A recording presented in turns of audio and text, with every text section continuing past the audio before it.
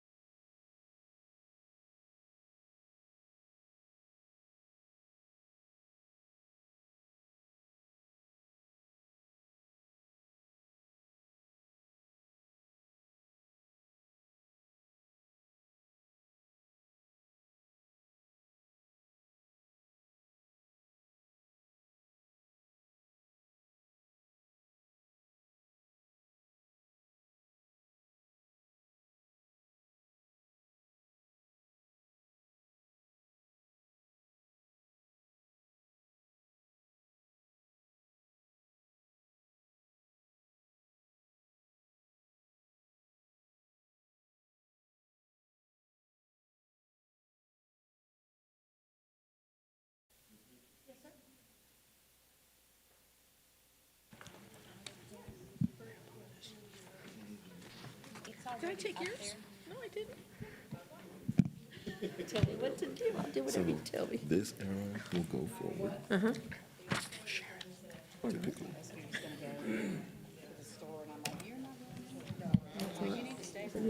Push it.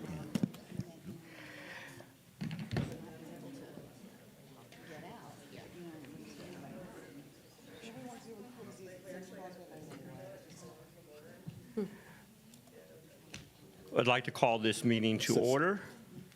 I'll get them. Hold on. Yeah, it's not going.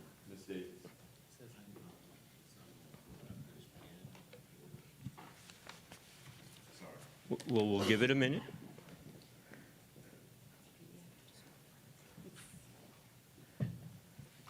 Better make it go to the next slide. That's what you're trying to do.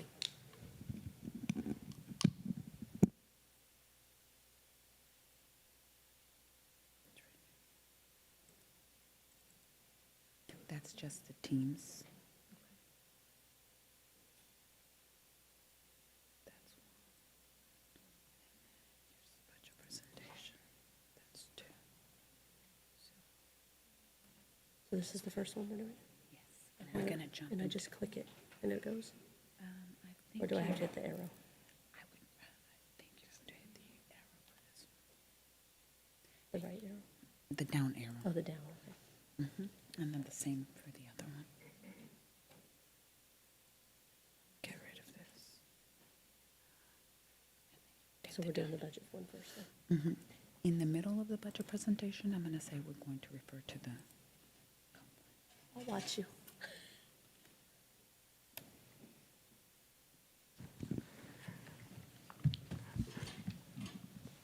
Okay, I'd like to call this meeting to order. The time is 6:02. I also wanted to note that we have my colleague, Ms. Rodriguez, running a little late, but we'll go ahead and call the meeting to order and establish a quorum at the moment. So if you want to go ahead and mark yourself as present. Okay, there we go. Go ahead.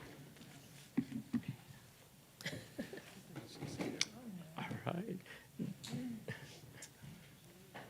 I'll try it again, but it grayed out. There we go. So we are all present. This is great. Ms. Rodriguez, we were stalling. I just wanted to acknowledge that we appreciate everyone being here and that this meeting is being video and audio recorded. Thanks again for making some time to be present. I also want to go straight into our public comment. We do have one public comment from Marilyn McKinney to address agenda item 4A. Ms. McKinney?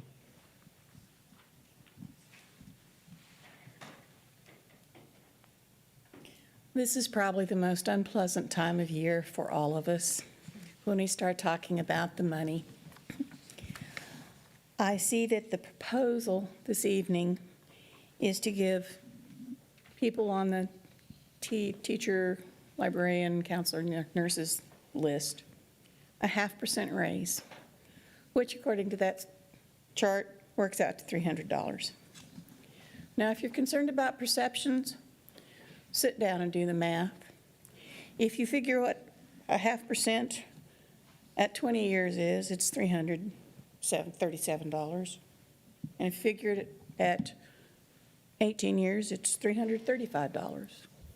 Now, I know it's terrible to haggle over $37 or $35, but if that's essentially all you're going to give your employees, I don't think that's much of an incentive to get people to stay.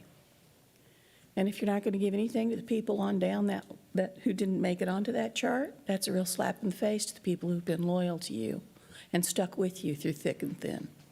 So if you're even fall into that category, you ought to get that $300, and you probably ought to be thankful if they still stick around. And you might try to understand what those folks are looking at in terms of retirement.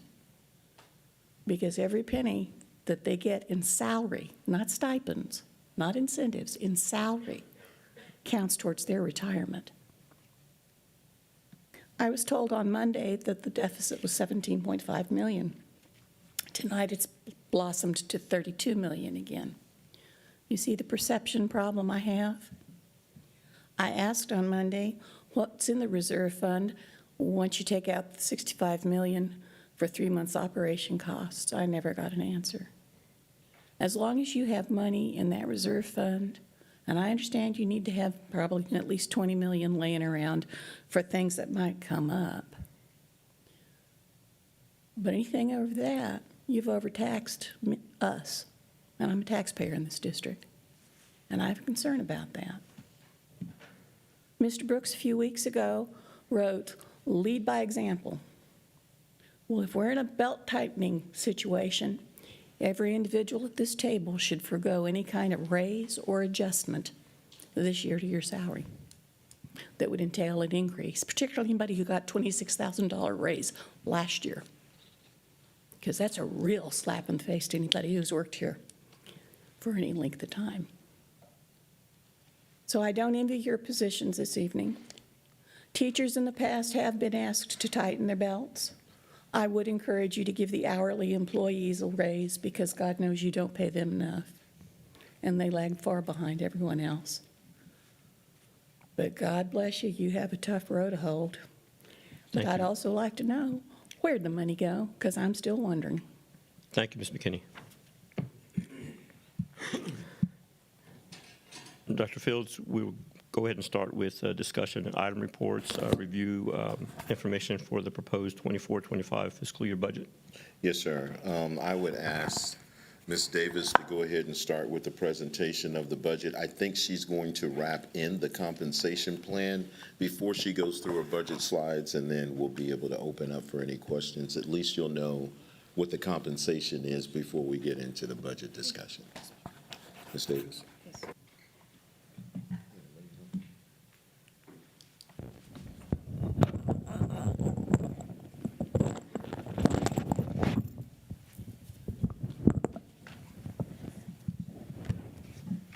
Good evening, board members, Mr. President, and Dr. Fields. This evening, we're going to... Yeah, it's No? not. You're Okay. gonna have to come up a little bit.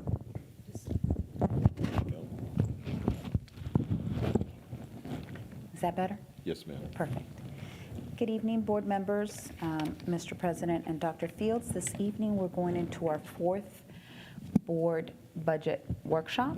And in tonight's agenda, we're going to start off by discussing the proposed compensation plan first.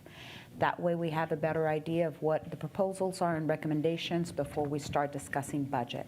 And we can have a more informed decision as you guys consider everything that's needed for next year. We will also review the April budget workshop questions, most of them centered around the calculation of the ADA. And we've invited Mr. Josh Haney, who's our consultant with Mo Casey, so that he can review those specific calculations with the board. Then we'll enter into the budget assumptions, and then the discussed proposed budget discussion, and then finally Board of Trustees input. And like always, if you have any questions as we go through the budget, we encourage you to ask at that time. So we're going to start out with a compensation plan. Everybody should have a copy of the proposed compensation plan for 24-25. Usually I don't go through all of the writing pieces, but if you have any questions about all of the narrative, please feel free to ask. We are ready to answer any of those questions. But one of the things that I would like to say is that this proposed compensation plan is a result of the audits that were conducted this year. We conducted a Moss Adams staffing audit in which they've made some recommendations that we have discussed with our board earlier in the April workshop during closed session, and there was voting on those recommendations. And then also TASB's salary audit. And all of that is included in here. So we'll go line by line on each of the pay scales, as well as the teacher, librarians, counselors, and nurses, or TLCN proposals. So if you go to the first one, there are two models that TASB proposed. Model number 1 is a 0.5 general pay increase, otherwise referred to as a raise. We're on the comp plan. The second one underneath, there you go. That's it. So we're first looking at the two proposals for the teacher salary, a 0.5% GPI for next year for all of the salary employees plus, all of the hourly employees plus the teachers, librarians, counselors, and nurses. And that, I think you're on that right page. Yes, ma'am. So you can see if you look at what that GPI is for teachers, it's $300. And if you go across the scale in the years, you see additional adjustments. So those adjustments are there to ensure that, for example, a teacher in year one this year is expecting to receive what you see in line item for year two, right? So if you're a first-year teacher, for example, I'm going to walk you through an example. The salary would be a year one teacher is $60,464. Next year, this teacher is expecting to receive $60,944. So when you add the GPI of $300 plus an additional adjustment of $180, it gets you to what that teacher is expecting to receive. That's the reason for the adjustments across the scale. But essentially, you have the proposed new hire salary once you add the GPI and adjustments highlighted on the right-hand side. I would like to remind everybody that we are one of the highest paying school districts in our region in the different pay ranges, especially from 0 to 10. I think we are definitely number one as far as the pay. And within the other pay ranges, we are definitely in the top 5 as well.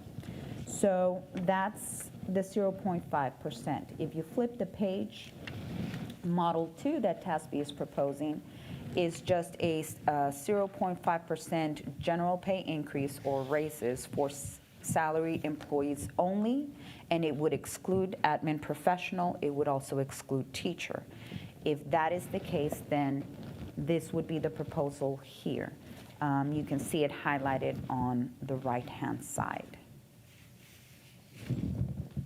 Any questions on that? Next, I'm going to go line by line on the pay grades. Oh, nobody else has questions about the teacher scale? No, I was still processing. Oh, yeah. Yes. You can give us a minute. This is like the big one, so I'm Yes. sure we're going to have some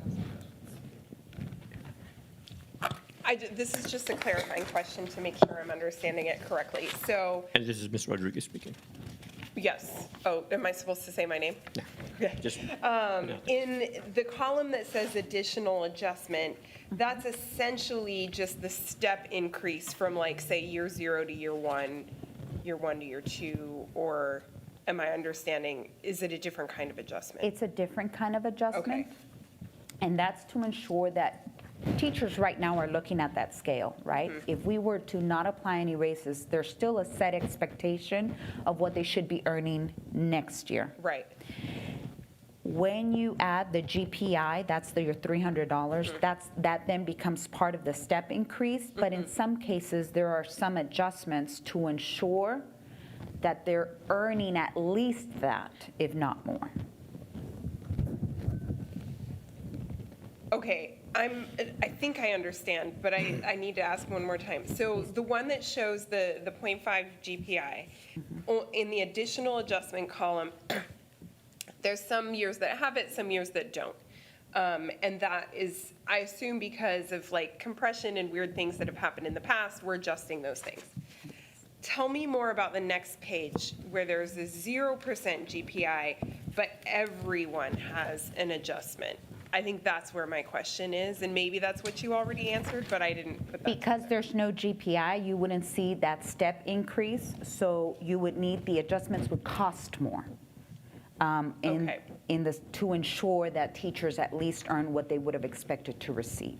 And that is how TASB calculates their teacher salary, to at least ensure that a teacher, whatever they would be expecting to receive, gets at least that. So if you look at the difference between the first scale that has a general pay increase, it has less adjustments. But in the second, in Model 2, the scale that does not have a $300 raise, it has additional adjustments in order to ensure that the teachers get paid at least what they're expecting to receive this year. Got it. So, I mean, when I'm looking at, like, Correct, expecting based on this year's scale, thank you. because, right, so even when we don't give like a general pay increase, we aren't freezing salaries essentially, right? Like, we're We are not. still giving we're saying, when you go from year 0 to year 1, you get this amount of increase. And that's what that column is showing. Yes, ma'am. Because freezing would be, they would stay stay at where they are. exactly the same rate that they are receiving this Right. year in year 1, and that is not what Got we it. are proposing. Okay. Yes. Okay. Thank you for Thank you. clarifying that.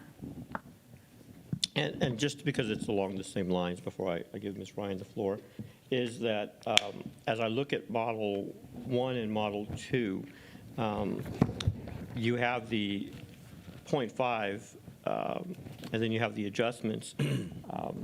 I'm seeing the same, I guess what I'm trying to say is if I look at year 5 and we'll just identify, Model 1 has $62,394 on both, right? And of course, you have the $300 for that year 5, and then you have $590 as additional adjustment. And the other one, you just have $890, and so it equates to the same. So I just want to understand that, and you may have answered, but just clarify for my own understanding. It's for the same reason. Teachers right now this year are looking at our current salary, and they're expecting to receive a set increase based on what they're looking at. One of the things that we did discuss with TASB, or the TASB consultant discussed with us, is if we wouldn't do that, then they would be earning exactly the same as they'd be earning this year. And that is certainly not a recommendation that we were bringing to you. Is it related to what I just asked? Ms. Hefford? No. Because I want to be respectful. Ms. Ryan had raised her hand earlier, so if you want, Ms. Ryan, you want to yield for a second for Ms. Nash's question, or do you have multiple? It's quick. Yeah, it's just regarding the adjustments, since they're, thank you. Since the adjustments are not under GPI, but they do end up in salary, I'm assuming that they will apply toward retirement. Yes, ma'am. Yeah, They are salary. Okay, just want to make sure. Ms. Ryan?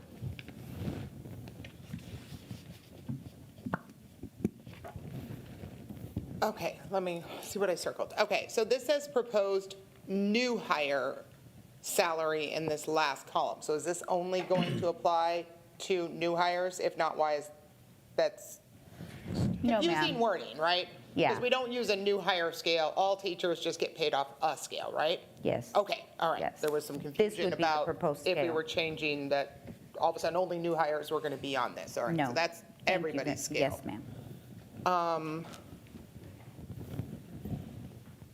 I'm concerned about these differentials between the steps, because it doesn't look like any, and I know we talked about having the same issues on the 100, 200, 300, 400, 500 scales too, which is there does not seem to be any algebraic pattern to what the differentials are. So this looks like there would be people who are only going to get a $100 raise, and there are people who are only going to get an $890, or some people are going to get an $890 raise.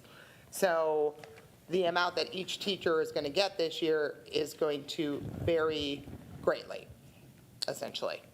Some people are going to get 9 times as much of a raise as someone else on the teacher scale with no pattern to it, right? Well, there is a pattern. The additional adjustments are also there to ensure that anybody who is on track to become an administrator does not receive.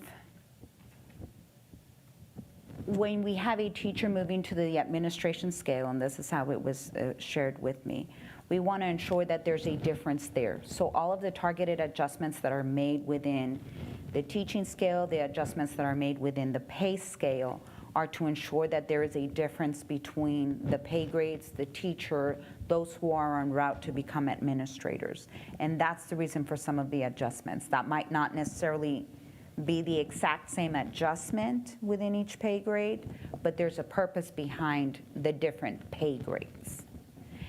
Okay, so I guess I'm trying to understand if I am an 8-year teacher under this Model 1, or probably Model 2 too, I'm only going to get a $150 raise this year if I'm an 8-year teacher. But the guy, well, that's what it says on here. I'm on line 8. Model, you're looking at model 2. She's looking at Model 1. I'm seeing the same thing she is. Yes, Oh, yeah. right? Yeah, no, it's only, because, no, you can't go across the line. You have to go up a line, right? So look at No, 8 because they becomes moved it 8 up. next year. But they moved it up, so that'll be 9. Look. So if they're 8 this year, they'll be 9 next year. So they're going to move to 9 next year? Yeah, Okay, because they'll have one more year of experience. So they'll get the A adjustment 300 plus. the raise plus the Yeah. 1-year increase in experience. it just seems, it seems very strange that different people are getting different pay raise amounts and again, So the there's- pay raises. to them, there's no rhyme or reason to this. Like, I'm going to become an AP, doesn't even, less than 10% of our people move to an AP route, so the other 90% are like, why But one it person? helps control all the pay scale and the compensation plan. So to the point that was made earlier last year, there was no rhyme or reason to some of these. There's experts in TASB that apply their statistical model and are able to analyze each one of our positions. And based on their experience, that's what their What they're, recommendation was. okay, every other year, they've recommended midpoint, so everybody gets the same pay raise. So this would be the first time in a while that we haven't done a midpoint one where everybody gets the same pay raise. Everybody's going to get something a little bit different this year. So the midpoint raises is still is same for every teacher. So the midpoint raise that was applied last year, the way it's calculated is you take that percentage off of the midpoint. So the actual increase to every scale was the same number that was applied. Yes. And that's what And we're this time seeing it's here not too. gonna be. Well, I think yes, the for additional raises. adjustment was made, I think the additional adjustment that was made, and correct me if I'm wrong, this is what I'm assuming, is because the intervals in the original scale were not equal. Yep. And so that's to like even it out. So in the places That's what I where it was hoping, and then uneven- I still saw, when I look at this all the way to the side, it's still all wacky. So I was kind of hoping it would, these adjustments were going to somehow stabilize this or make some sort of pattern, and it still didn't. So I was just kind of hoping if we're going to fix the whole scale, it would fix that too. If I could help a little bit. If you were to look at, and this is this year's pay scale, and you're absolutely right. If you look on there, it says for this year, whatever, Yeah. line 7 or 8, this is how much a teacher should get paid. Yeah. So now when we come to this, because these are already discriminant in here, then we want to make sure with that adjustment and with the raise that it's going to be at least what they're expecting to make from this year's scale. In addition, I asked the same question, Ms. Ryan. I don't know why over the years it's this. Now, this was one of the things that Nicole said. She said, if you look at the pressure points of 1 year, 4 years, 11 years, 16 years, those of us in education know that those are some of the times that you see Stay or go. the biggest exodus in terms of whether I'm Yeah. going to stick with this or if I'm going to go. And that's when you have to become a little bit more competitive in terms of wanting to keep them. So that's where you see a lot of these differences in the steps. I'm going to give it back to Ms. Davis, but I asked the same question. Okay. And just for the community and for those that might be watching, these are recommendations that were really, came out of TASB's recommendations for the adjustments in our comp plan. You're absolutely I just correct. want to Yes, make sure that absolutely. that's also on record. Can I ask one more on this? Go right ahead, I Ms. think Ryan. or two more. In the slides, you said you're trying to, this was also going to move from a 20 to an 18-year midpoint, but I don't see that in here. So if I'm an 18, I assume I would be getting paid what a 20 is this year. So that Plus is adjustment. for the pay scale. So that's your 200s, 300s, 400s, Okay. 500s. Only That for is those. being applied, a shift to an 18-year midpoint for those. For But not- teacher, you can see there at the bottom, the general pay increase is applied to the market median salary. And that is how TASB proposes that midpoint for a teacher get applied. Well, and I think the hard part with TASB is, remember, TASB tries to pull everybody to the middle, right? That's what TASB does for a living, pull everybody to the middle. And like, this board's been pretty committed to not being in the middle for teacher pay. We've committed to being at the top, right? Like, we're filling every single slot type thing. So when they try to pull us to the middle, that may not necessarily be the market position we want to be in. We may So not feel like we TASB have to be at the top, but we also don't want them to continue to pull us maybe too close. Well, I mean, we'll I'm see not, how- I'm too not many teachers, sure that's if it's to the middle. I think TASB has described market median as what the going pay rate is out in the Yes. market, not Yes. necessarily the middle at all time when you're looking at the market median. Yeah, but- yeah, and when you have Yeah. a labor short, if you have a labor shortage, then the person who pays more is going to get more people, right? Like, when toilet paper went on a rush during COVID, prices went up and because of supply and demand economics. So we raised our price in order to get more of the labor market that was there, and it turned out extraordinarily well for us, apparently. Ms. Faulkner has a question. You said you had one more, or did you finish? Oh, I was just wondering, has any other district passed anything yet? I haven't seen anything in the Not news, that I have right? Nobody's, seen. I Not that I haven't seen no, any ma'am. drafts of It's on a different page. anything from anybody yet. This is similar, I'm going to That's- say, this is what Northeast did last year. They did last year what we're doing right now, which is why I retired. Because, yeah, so they adjusted so that it was equal at every level. So we're just a year behind. But can you again explain, because I think I heard one thing, what's the difference between the two scales? Because I heard one say it included hourly employees and one did. Tell me. So between both models, and we'll get to that when we get to the presentation, but I can tell you now beforehand, model number one is a general pay increase or a raise of a 0.5% for hourly employees and teachers, librarians, counselors, and nurses. It excludes administration and professional. Model number two is the 0.5 GPI for hourly employees, excluding teachers and admin professional. So it's just a Pay scale 0.5, number two is just for hourly. exactly, clerical, auxiliary. And Ms. Faulkner, it was real helpful for me when I looked at our later presentation with the PowerPoint that lists the different areas that Model 1 and 2 will. So I'm trying to wrap my head around Yeah. it. So we're doing either or, correct? Yes, Is what we're ideally doing. you would consider Model 1 or Model 2, Okay. yes. And both of these came from TASB? Yes, ma'am. Yes, ma'am. It was part of our audits that we were requested by the board this year. Yes, ma'am. Thank you. If you want to continue, Ms. Davis. Yes, okay.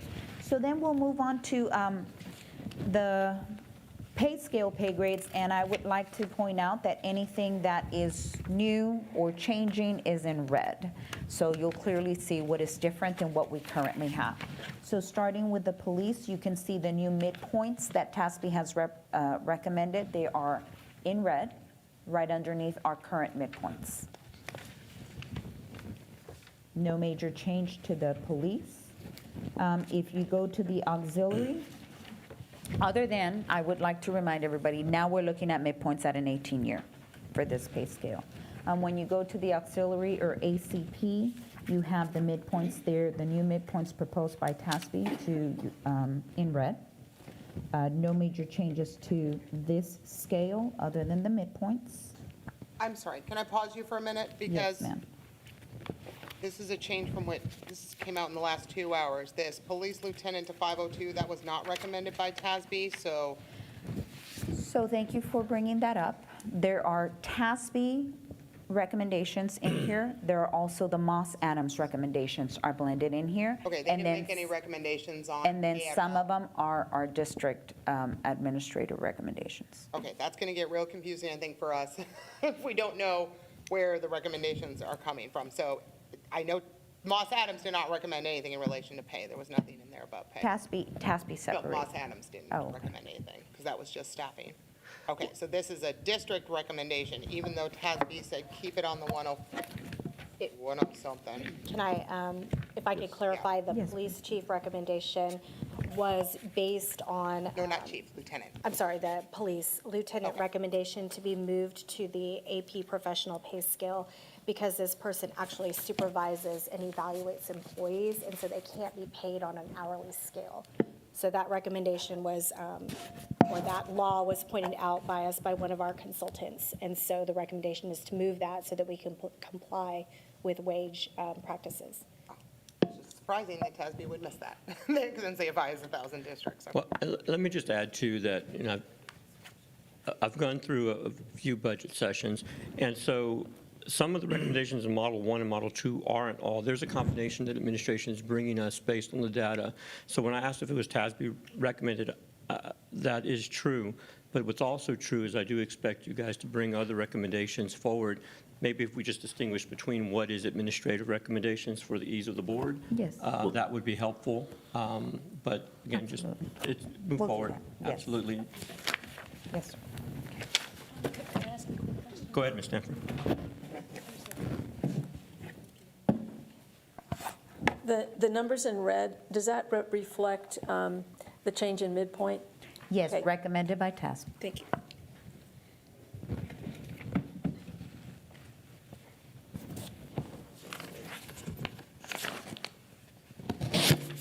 Okay. 300 pay scale, you can see that there are some changes there. You see the midpoints in red.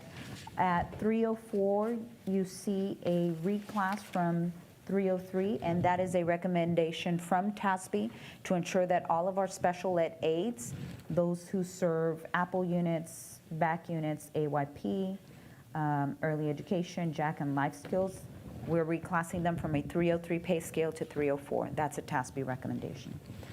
We also see the secretary for ESL and bilingual shifting to 306. That's a district no, I'm sorry, that's also a TASB administration. We agree with it. It was the only secretary to a director that was out of scale. And then we have if you go down to pay grade 306, you see in red that secretary to the bilingual, and then from 308, a secretary to HR.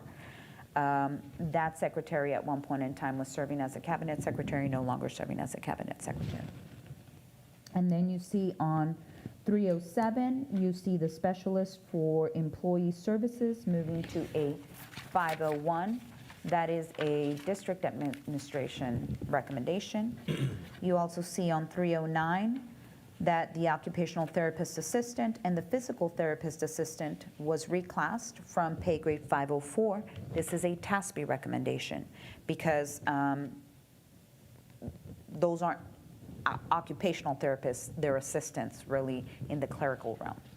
And that was TASB's recommendation. If we move on to the information technology.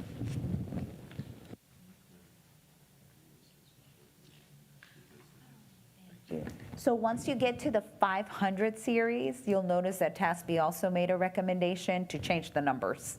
So that we used to begin at, well, and I'll get to that in just a minute. So they were really in what we know to be 505. That's the new 504. And so that becomes a little bit complicated, but once you see it, it'll make sense. Yes. Okay, thank you so much.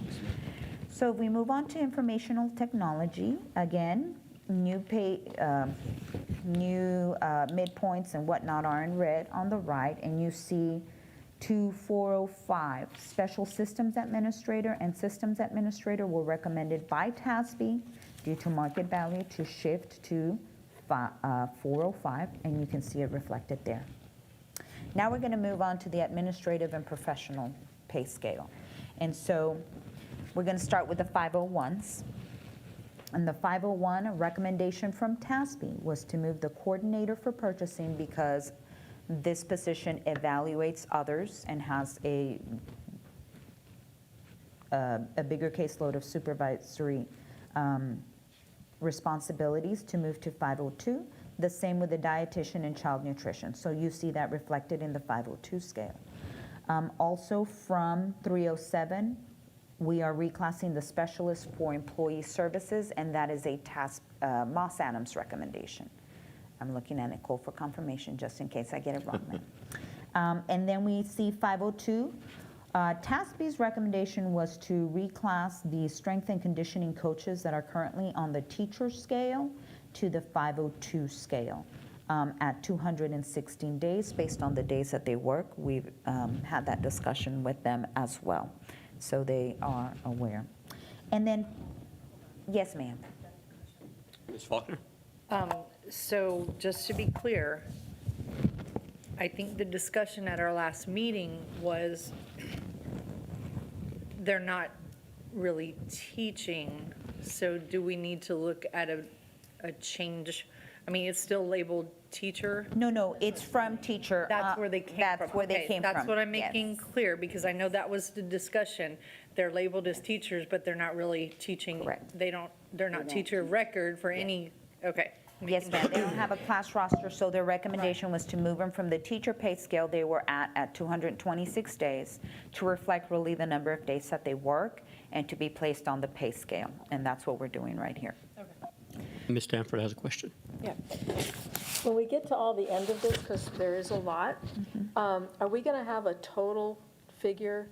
Yes. For what all these movements, It's already included in TASB's model. in a total, but will we have a total of these movements? These movements equate to this dollar amount? Yes, ma'am. They're actually, all of these movements, with the exception of the new created positions, are included in TASB's model. Okay, so we'll get that number. Yes, ma'am. You'll see it in just a second once we jump to the presentation. We can give you that number now if you like. Yeah, yes, that number now is, so for model number 1, it is 1.7 million, and it includes 16% benefits.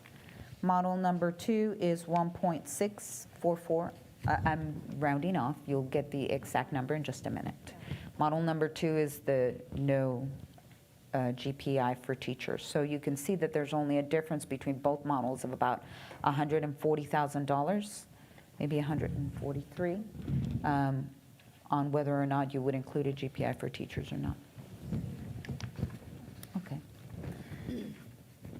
So in 503, pay grade 503, TASB recommended, since there's only one position there, to just absorb 503 and 504. And that's the new number. So rather than just having one position, currently the Inspector of General Bond Construction 503, we're just merging them both. And so the old 504 is now called the new 503. Does that make sense? Because we got rid of 503. Correct. We got rid of 503 because there was only one position. Collapsing that. Yep, Okay, we great. just collapsed that together. So you can see the 503 listed there. You can also see the occupational therapist assistant, physical therapist assistants there. Can we go back to that for 1 second? Yes, ma'am. That should be, So they're moved, that should be struck out.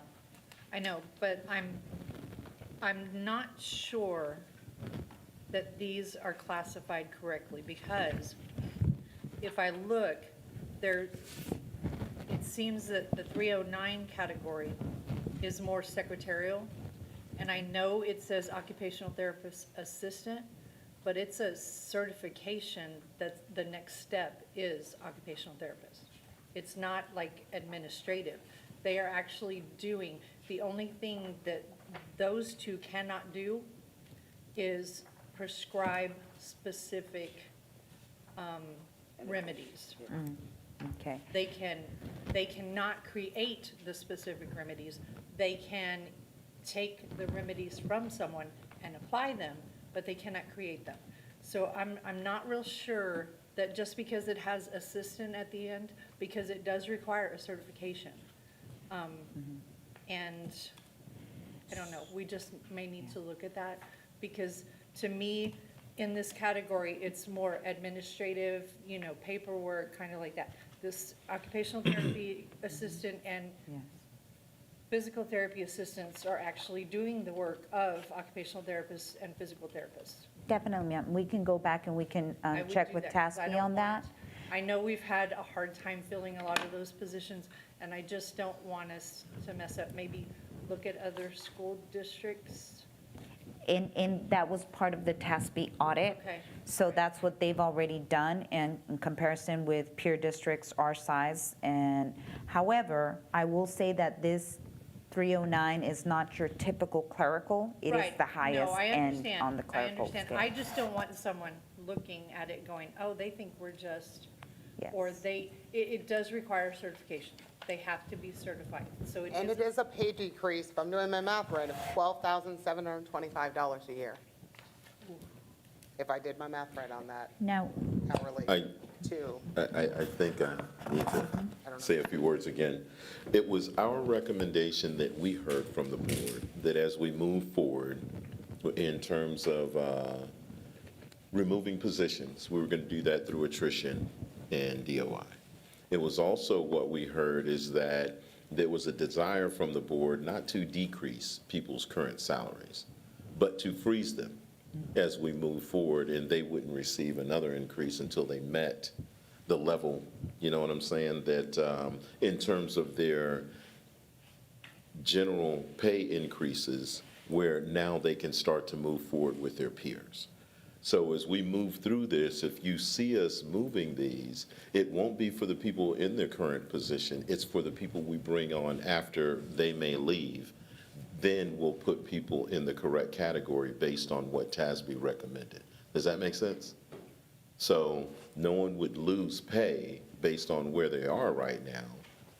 Some people, I think it's just a few, and we'll identify them. But everyone would be frozen at their current pay. And then once the people in that category that they've been placed in get to their level, then they'll start to receive increases again, which will be a lot of work on the Human Resources Department because we'll have to list all those individuals, put that number that we're projecting as we move forward, and not until then will the people be able to. And we're going to have to give them, we spoke earlier that there needs to be some type of annual update on what that is, you know what I'm saying? Because 5 years down the road, you'll forget all about what we're doing right now. So we're going to keep that in the forefront as we move forward. So as you see some of these that we move into the 309, the two people that are currently in there would still maintain the same pay that they are now. But the recommendation from TASB was that because they are not the licensed therapists, this is the pay grade that they should be in. But we'll check on that, Ms. Fong. I'd also like to add that this board has also really adopted the methodology of using internal audits to continue to support administration, because it's a lot of work when you're having to do the detailed analysis on positions. So we find if retention is not working with that classification or salary or whatever those situations might be, we have the ability to change that. Those wouldn't fall under special ed, would they, those positions? yes, they do. So we even have an audit for special ed coming that will reinforce, again, what's happening here, if there's a need for us to, again, go back to that. So I feel there'll be different assessments as we go forward. Right. Thank you. Yes, sir. And then continued on the new 503 scale, the specialist for HR recruit and hire as part of Moss Adams' recommendation will be reclassed to 504. Then you have the specialist for response to intervention, also reclassed to 504, in addition to the specialist for Behavior? No, that was. behavior and SPED. I'm starting to think. Okay, you lost me on that one. Who recommended the upgrade of the specialist HR recruit and hire? Because I have TASB saying that's a 503, not a 504. So why did that one get upgraded? Because we absorbed the all the 503. No, it's on, yeah, theirs doesn't have a 503 either, so, Specialist recruit and hire. Yep. To 504 was a recommendation from Moss Adams. Moss Adams didn't give us any pay recommendations. I'm on the audit committee, so I know that. It's not, it wasn't about pay, it was to reclassify that position to a coordinator position. We spoke about that. Oh, so now it's a coordinator. Okay. Yes, that particular position is a coordinator. So when you go to the new 504, you'll see coordinator. Okay, there we go. Okay, so rename, okay, so that's a complete, all right, so the position itself was not moved, it's a different position. Okay. And then you have the special, I've already talked about that one. Okay. So moving on to the 504, which used to be the 505. You have the coordinator for accounts payable, shifting from the new 505 or the 506. The new position that was approved earlier for compensation and classification, that was part of also Moss Adams' recommendation. 503, coordinator RTI behavior was reclassed from the specialist. And from 504, coordinator for staffing reclassed from recruit and hire. Then we move on to the new What the blue text means? This is the first time we've seen the blue one. Yes, the blue text means this. I'm just realizing I might have an older copy. We highlighted in blue the positions that currently existed in our school district, but weren't necessarily lined out. Let me give you a perfect example. We have director, we have specialist, but we didn't line out every specialist. That was a practice that had occurred previously. TASB is actually recommending that we line out each director, each executive director, each assistant sup, each specialist, each coordinator. So rather than you thinking that was a position that we are adding, I wanted to highlight, well, that's a position that already existed, but we just called it specialist. Got it, okay, so all these coordinators that are in blue, there might have been a coordinator. They curriculum or exist. Something They like that. currently And now we're exist. listing all the titles, okay. Yes, ma'am. Thank you for asking. And so now we go to 505, and we are looking at shifting from 506, the Assistant Director of Athletics. Question on that one, that is not where TASB had that position. That is a recommendation from administration, and that is to ensure that every assistant director is within the same pay grade. So are you going to move the Assistant Director of Facilities Planning then down too? The Assistant now they are Director They're of already in Facilities there. Planning already is already Special there. ed's in there. We're just moving the athletic assistant director into that. The highest one was athletics. We're moving all of them into that one. There'll still be others that are lower than that based on workload, but this one won't be at 507, now all of them. Because special ed is a pretty big assistant director position for the district as well, but it was in a lower pay grade than the assistant athletic director. Okay. But TASB must have found that that's where it normally lies with other districts, but you guys just want. To be quite honest with you, Ms. Ryan, no, to be quite honest with you, we started having questions from special ed assistant director, who is responsible for millions, saying, why is it that this person makes? TASB didn't have a good answer? Well, it wasn't, Okay. it wasn't a TASB concern, it was inquiry, it was assistant director of special ed. And what's Oh, no, gonna I'm come wondering, like, behind that what's is TASB's facilities. answer? Like, to some of these things that may look weird to us or would look weird to other people, like, are they able to further explain to us why they made certain recommendations? I assume there's some methodology behind it, I To don't know be what. honest with you, the recommendation from Moss Adams was that we remove the assistant athletic. Oh, yeah, that data was all sorts of flawed, I looked at all those But districts. rather than do that, Websites. we kept the Yeah. position, but we are saying that and again, the person wouldn't lose any money from where they are right now, but would be frozen until that cohort moves up. And then if that person was to leave, then the next person who would come in would be in the same category as the other assistant director. I think we had this discussion at some point. The assistant director of athletics works weekends, evenings, sometimes 14 to 15-hour days. And I think we had this discussion. Yeah, I think that was why some of those positions were in certain places, because special ed in theory, there's not a lot of special ed going on at night unless they got a Yeah, CPAC 'cause meeting. I don't- But there was, the coverage for how many sporting events we have in this district in the course of a week is, 120 hours, whereas then there's 3 people trying to cover all of those. And things Ms. with Davis, discussion. wouldn't things like that be covered maybe in a stipend for extra duty days and stuff like that? No, or no? I'm sorry, sir, I missed out the question. Dr. Fields, I can help.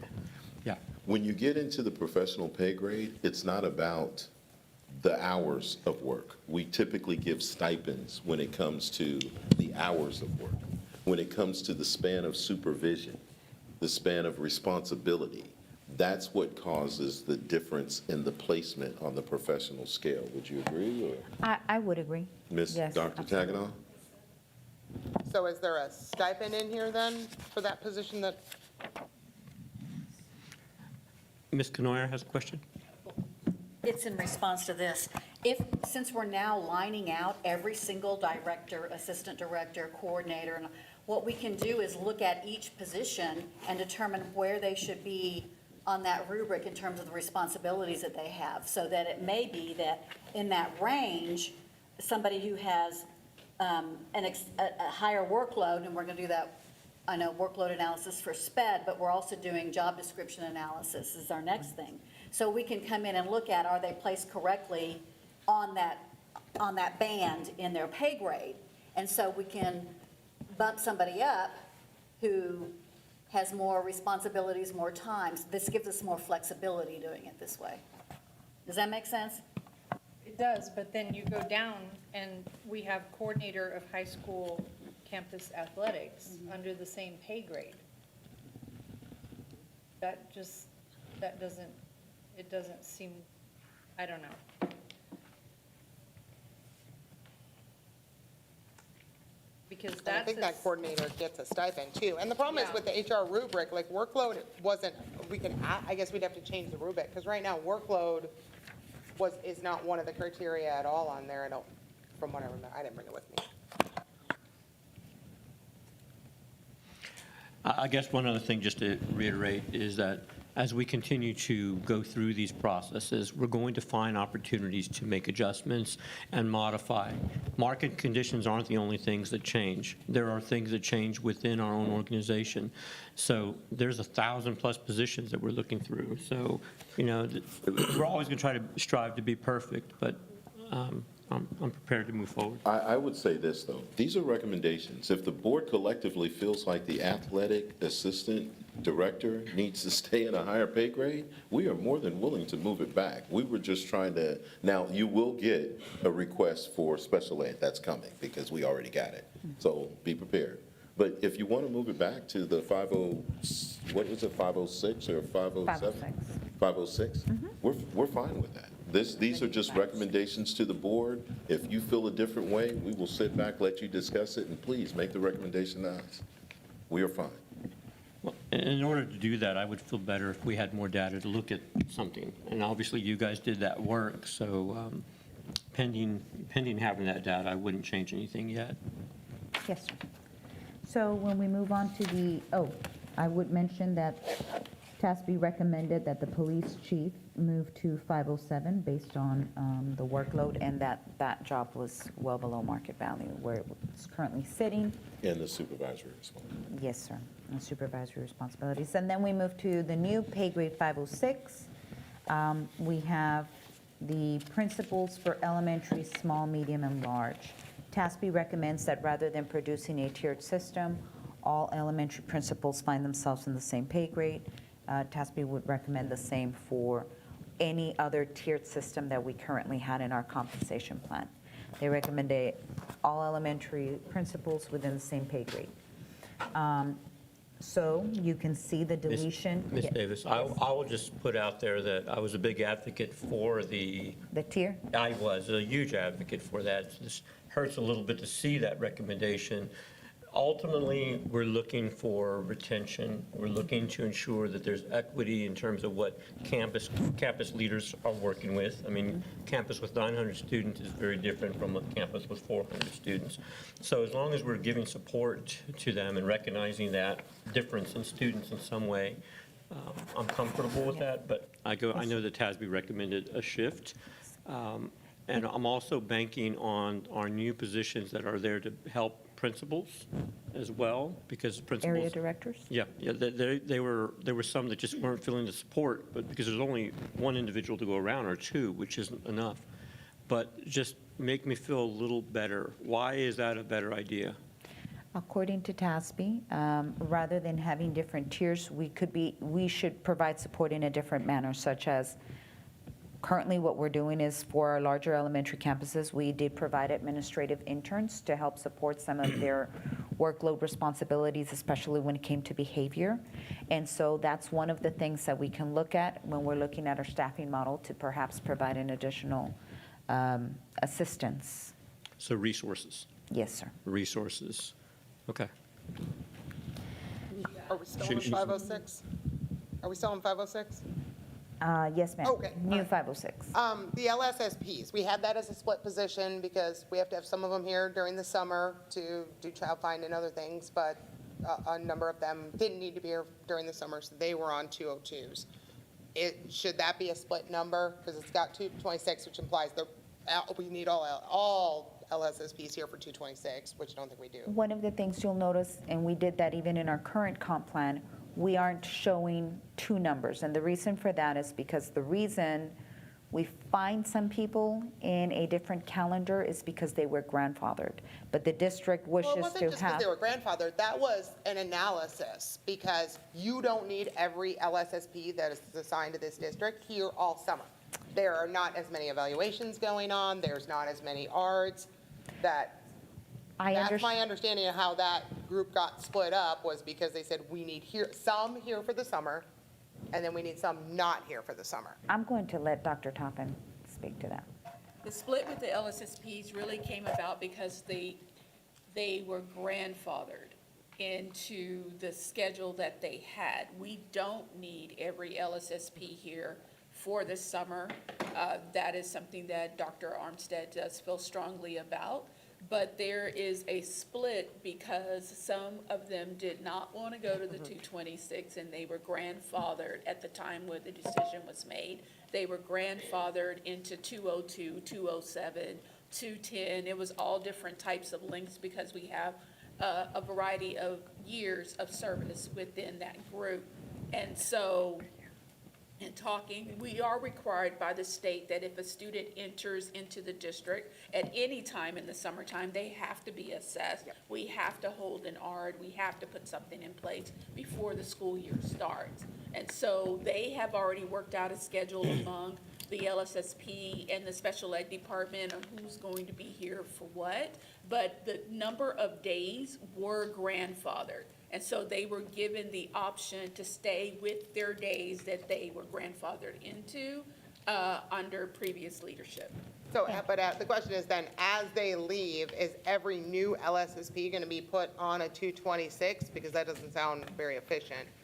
Or is it like when we go advertise, if a 202 leaves?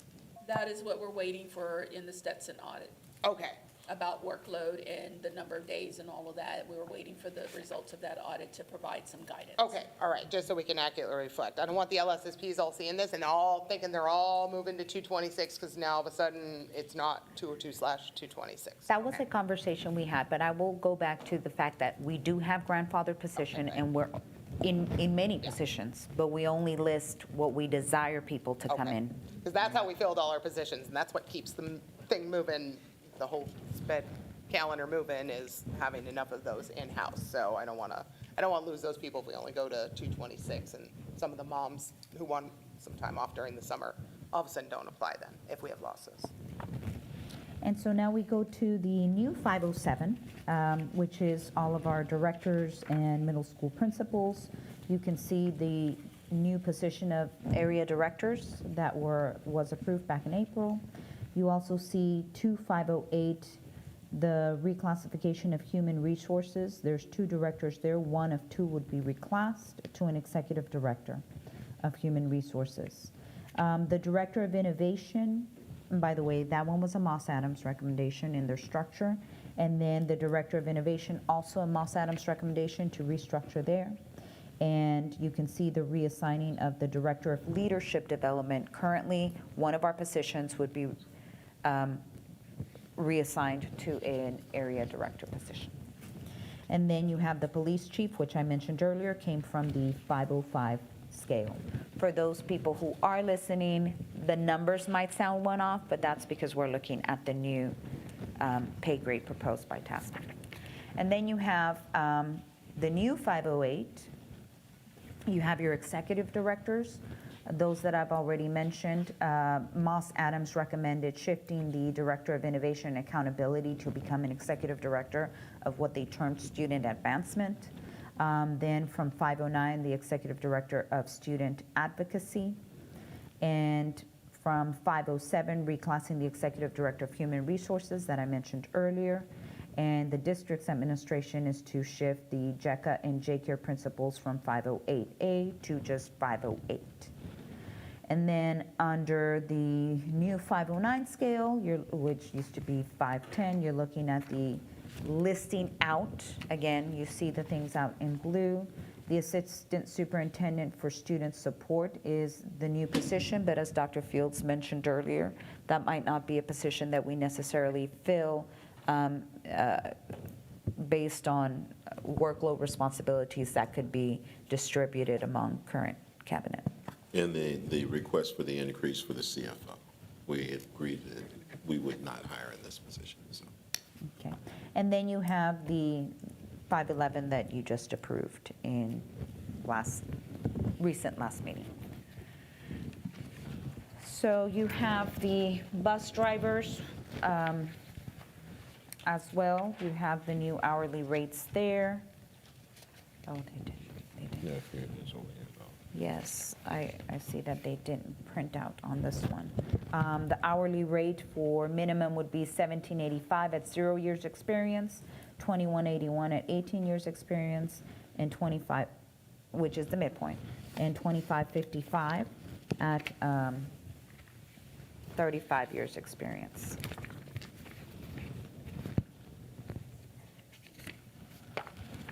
And then another recommendation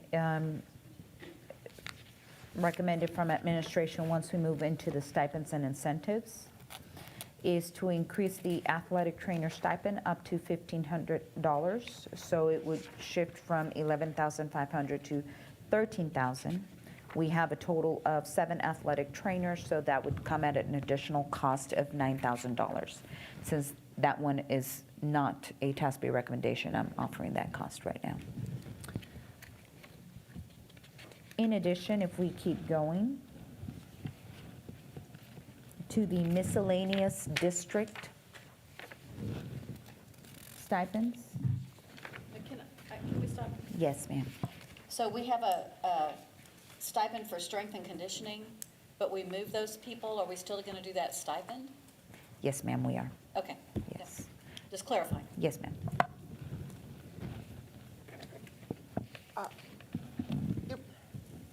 I forgot to ask TASB when they were here. We got a small portion of the stipend, but remember we had talked about they do a complete stipend review, and we were going to add that to the TASB pay study. Was that stipend add-on that looks at all of these coaching and all this? We have other not stuff? conducted that study yet. They Once weren't able to add it? they weren't able to add it, but we I'm can, at the conference and they said they could. Okay. no. I will say, though, that there's a stipend coming up that it was an administrative recommendation. Yes, that's the one I'm going to There you go. next. Under miscellaneous district, a couple of years ago, I believe, there was a recommendation to add a master's degree in assigned teaching field at $1,500. So what we currently have in this district is we have people, positions earning a master's degree, $1,500 stipend, and then a master's degree in the assigned teaching field for an additional $1,500 stipend. Yes, so for a total of $3,000 for the same master's. I will say we've asked around, that's not typical. And so what we're proposing is to leave the second master's degree in the assigned teaching field at $500. So if you are somebody who has a master's degree, you receive a $1,500 stipend. But if that master's degree happens to be in the field you're teaching, we're proposing an additional $500 rather than an additional $1,500. Currently, we have about 300 positions getting that double stipend.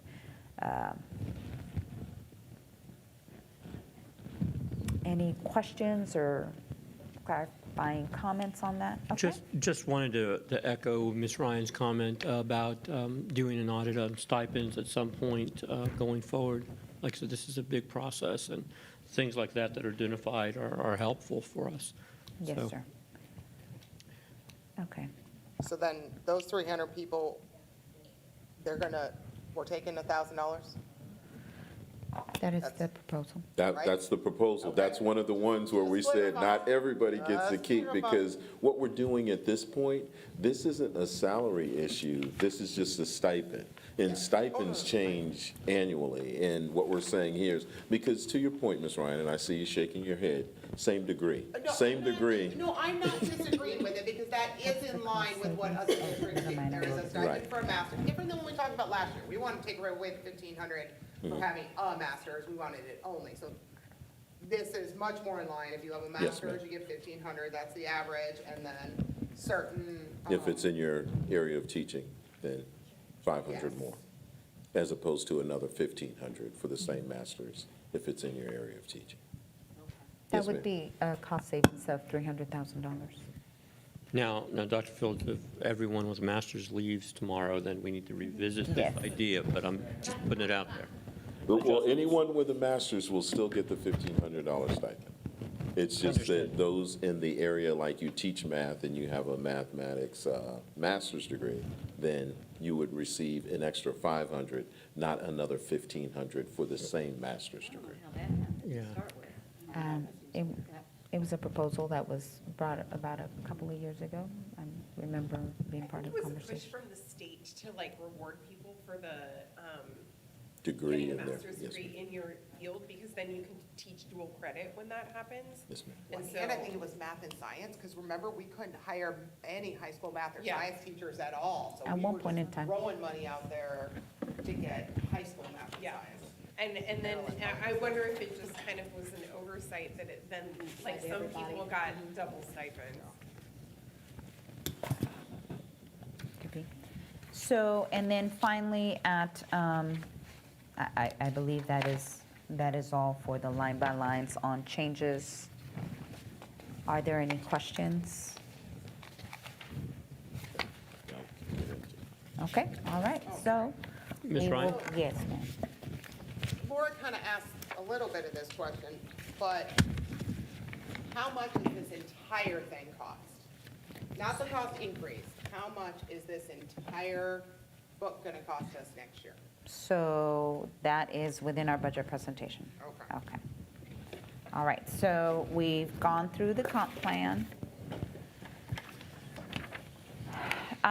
And so our next slide, we'd like to address some of the questions from April's budget workshop. Ms. Ryan, I know that you had some specific questions on how to calculate ADA. I do want to remind everyone that even though we've shared previously what our enrollment is, what our ADA is, we receive revenue from our state not based on enrollment. We receive revenue from ADA. And although I would love to say that when we say our ADA is 92%, that we take pen to paper and we look at our enrollment and we calculate 92% of that. That is unfortunately not the way ADA works. It's actually a much more complex type of calculation. Lucky for us, we have PIMS report that do it for us, but I know Ms. Ryan's interested on actually calculating it.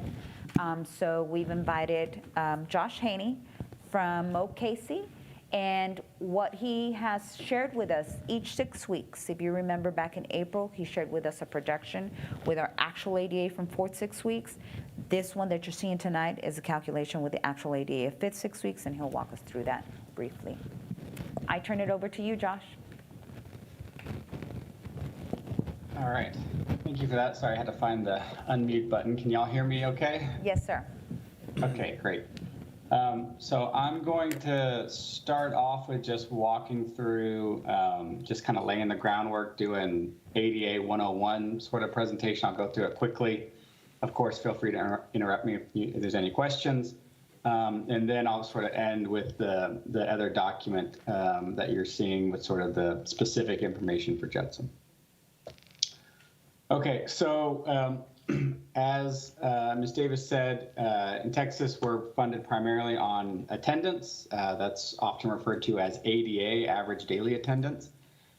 Do want to specify that that is not the only count that's used for funding. There's several different allotments in the school funding system. The bulk of your funding is determined by average daily attendance. But as you can see, some allotments are determined based on other types of counts. So comp ed is an example of a major allotment that's based on a one-time count from the fall snapshot.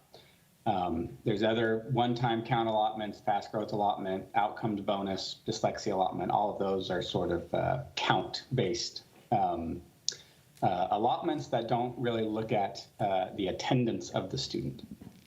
Then you also have student FTEs.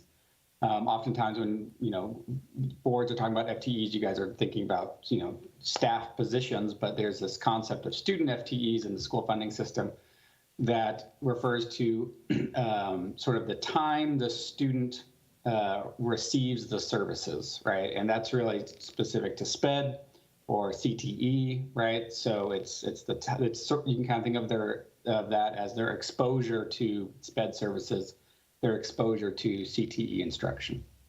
And that is sensitive to their attendance, right? So if a student misses a day, they get less exposure to those services, and their FTE count will be reduced as a result.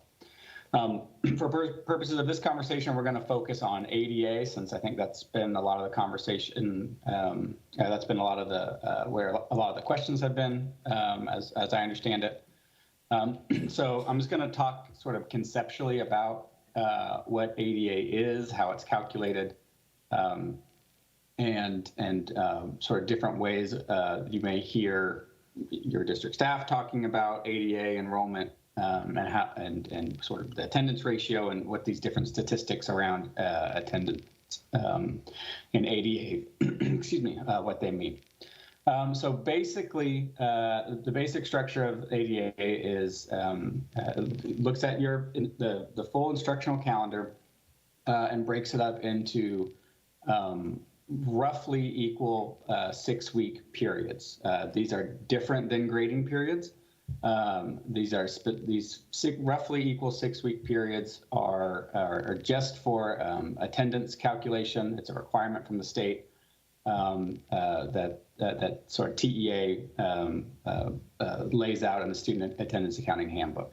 And so basically, the mechanics of this calculation are adding up the attendance that occurs through each 6-week period, and then dividing them by 6, averaging them together to get one, summary statistic for attendance for the student for the year. And we'll kind of walk through that specifically. So again, I don't know exactly how many instructional days are in each 6-week period. So I know y'all's calendar is 172 days, I believe, for the current school year. So your mileage may vary a little bit here, but basically each 6-week period should be roughly the same number of days. You have holidays and that kind of stuff that skews that a little bit. So this is, just to be clear, what's on the screen here is an example. But again, generally speaking, 6-week periods that are roughly equal in the number of instructional days for each period. Now we're going to get into sort of the attendance calculation.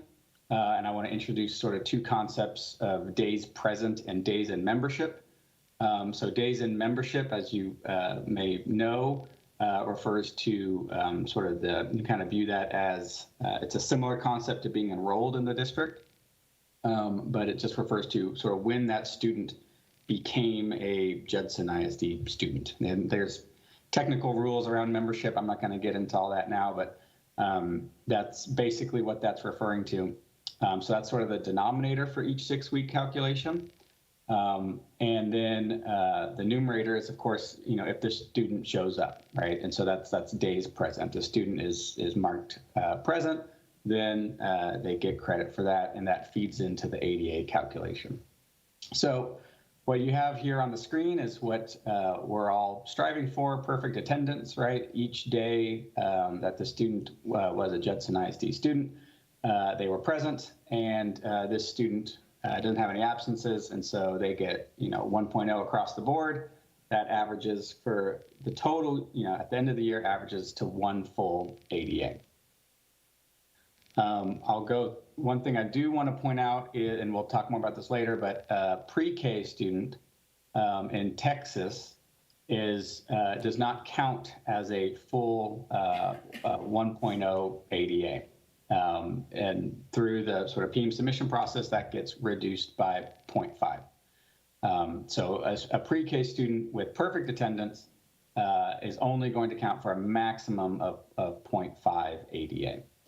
Can I jump in on that one real quick, Josh? Pre-K 3 Absolutely. or all pre-K? Pre-K 4 is full day. It's below anything below kindergarten. I should be more specific. So it's early ed, pre-K 3, pre-K 4. Even though you're serving them full day, that was part of the discussion with House Bill 3 back in 2019. They wanted to find a way to fund full day pre-K. What I've heard, and I'm not sure the sort of exactly how true this is, but what I've heard is the state didn't just bump up the ADA to a full 1.0 for pre-K students because they were worried that the feds would take away some federal funding associated with early education. So to sidestep that concern, they created a new allotment in House Bill 3 called the Early Education Allotment. That allotment can be used on early education, but the counts that are generating that is actually kindergarten through third. And so that was sort of their workaround to potentially avoid the feds clawing back any money due to the state increasing its contribution to pre-K. So that's how I understand the story and kind of why the early ed allotment is crafted that way. And they didn't just increase the pre-K ADA up to 1.0. So does that answer your question? That does. That was not my understanding when we went to full day pre-K in Texas. After some time it was that they were still only going to fund half of it, but we had to provide full day. That's Yes, right. So unfunded mandate. Yeah, they, again, if Commissioner Morath were here, right, he would say, districts got money from early ed allotment. You could use that to fund pre-K, but you could use it on other things as well. And so that's kind of been the state line on that. Whether or not that's enough resources to fully fund what the state's requiring you to do for full day pre-K and all those high quality pre-K requirements, that's a different story. I'm not gonna get into that right now, but that's sort of the basic context of what the early ed allotment was intended to do and why pre-K ADA remains to this day sort of maxed out at 0.5. Okay, so going through that same calculation, but this time the student has one absence. So you can see just the impact of that. Again, they're still getting full credit for the 5-6 weeks that they had perfect attendance. This last 6 weeks, it's dragging down the average. And so instead of a full 1.0, they get funded at 0.99, right? And so that's, again, the basic mechanics of this, looking at a 6-week period, that's all averaged together to arrive at a total ADA figure for the year. Kind of looking at a historical lens here in Judson, this slide shows enrollment compared to actual ADA. Do want to just highlight that gray area from 1920 to 21-22. That's when all the COVID hold harmlesses were in play. So you were reporting attendance at these levels, and really in 1920, districts didn't really report any attendance for the 5th and 6th 6 weeks. So TEA sort of extrapolated out what your attendance was. So this is sort of the best guess at what your ADA was. But I just want to sort of call out that for 1920, 2021, 21-22, you weren't funded based on your actual ADA that you reported. The state came in, gave you a hold harmless, and sort of, in most cases, increased your funding above what you otherwise would have got based on that attendance level. So again, this compares enrollment to ADA. These percentages, we'll talk about this more in a minute, are specifically what I refer to as an enrollment to ADA ratio, right? So it's not exactly the same as an attendance rate. And I have on the next slide, I'll walk through an example of that. But just wanted to provide this, that, we had this hold harmless for 1920, 2021, 21-22. In 2023, we did not have any hold harmless. And so you can see it does appear Judson is, sort of closing that gap, right, between ADA and enrollment this year. It's been, just across the state, that has proven to be really across the country. That's been very difficult work for school districts. COVID just really disrupted, attendance practices just across the country. And so, but do want to point out that you guys do appear to be starting to make progress on that for the current school year.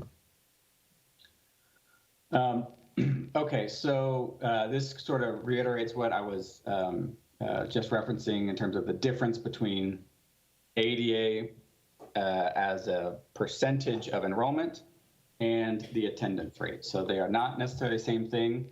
And the main reason they're not the same statistic is that pre-K ADA only counting as 0.5. And that's going to sort of lower that ratio down below what the attendance rate would be. And so this shows, again, just a sample for 23-24.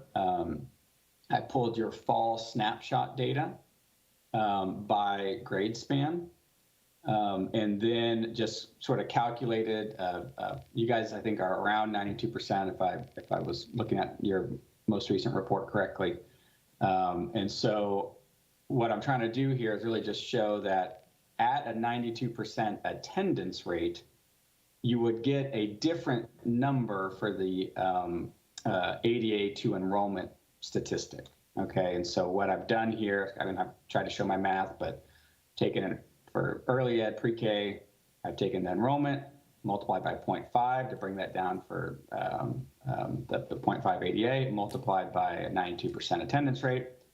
And then for the other grade levels, I didn't have to have that 0.5 multiplier, right? Because they're fully funded. And so you go through all that math, get a grand total here. This number is not going to be 92% of the total enrollment, right? It's a little bit less than 90%. And again, the culprit there is pre-K being funded at 0.5 ADA. And so that's really it for this discussion. I think we can look at the, it looks like you guys are sharing it behind my presentation. So I don't know if we want to switch over to that, but I can address sort of what we're seeing on your reports. Thank you. I know that Ms. Eaton had a question. Ms. Eaton, where's your mic?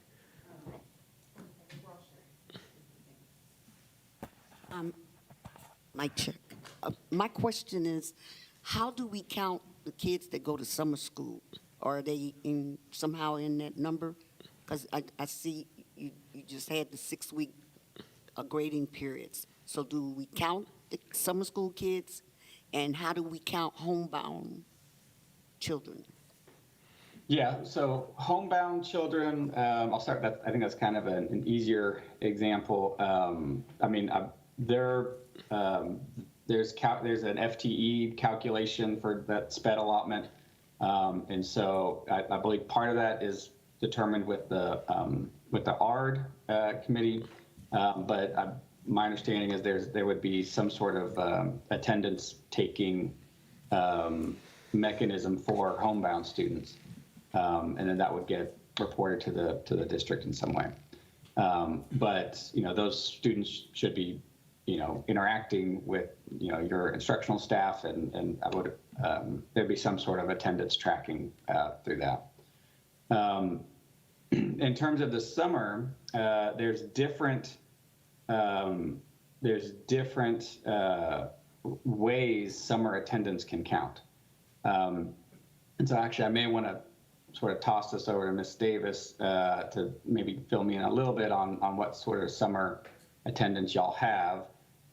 There's a program called the Additional Days School Year where you can sort of get extra attendance over the course of the summer. There's optional flexible year program that would add ADA as well, but you can kind of view it, I'll go back to my earlier slide. We have the optional flexible school year. Okay. We are not ADSY, Yeah. ADSY. Okay. So I'll just look at sort of this graphic. So let's say this student in particular, my perfect attendance student here, the way it would work for optional flexible year is, let's say they missed some attendance in a particular 6 weeks. They could make it up over the summer, and then that would help bring their total ADA back closer to 1, is essentially how that process would work. And so it adds that a student can never exceed 1.0, right? In Texas, that's the max, but the optional flexible school year can help them sort of make up attendance that they lost during the sort of traditional school year period. Josh, can I ask a question? Oh. Yes. Would that be attributed for just the last six weeks, or any time over the course of the school year in which there was a dip in their attendance? Yeah, I believe the optional flexible school year, it's not specific to the last 6 weeks. Understood. Just using that as an example. That's my understanding. Yes. Ms. Canoyer? And I want to clarify for Ms. Eaton that the majority of our summer school comes through different funding completely. It's state comp ed, and it's title money, those kinds of things. So it's not part of our ADA. Yeah, no, that's a good call out. There's a lot of summer education that school districts do that is not funded and is not captured in this ADA calculation. So it's funded through other sources, federal funds, et cetera. You're not getting state ADA for that, for some summer education programs. Ms. Ryan?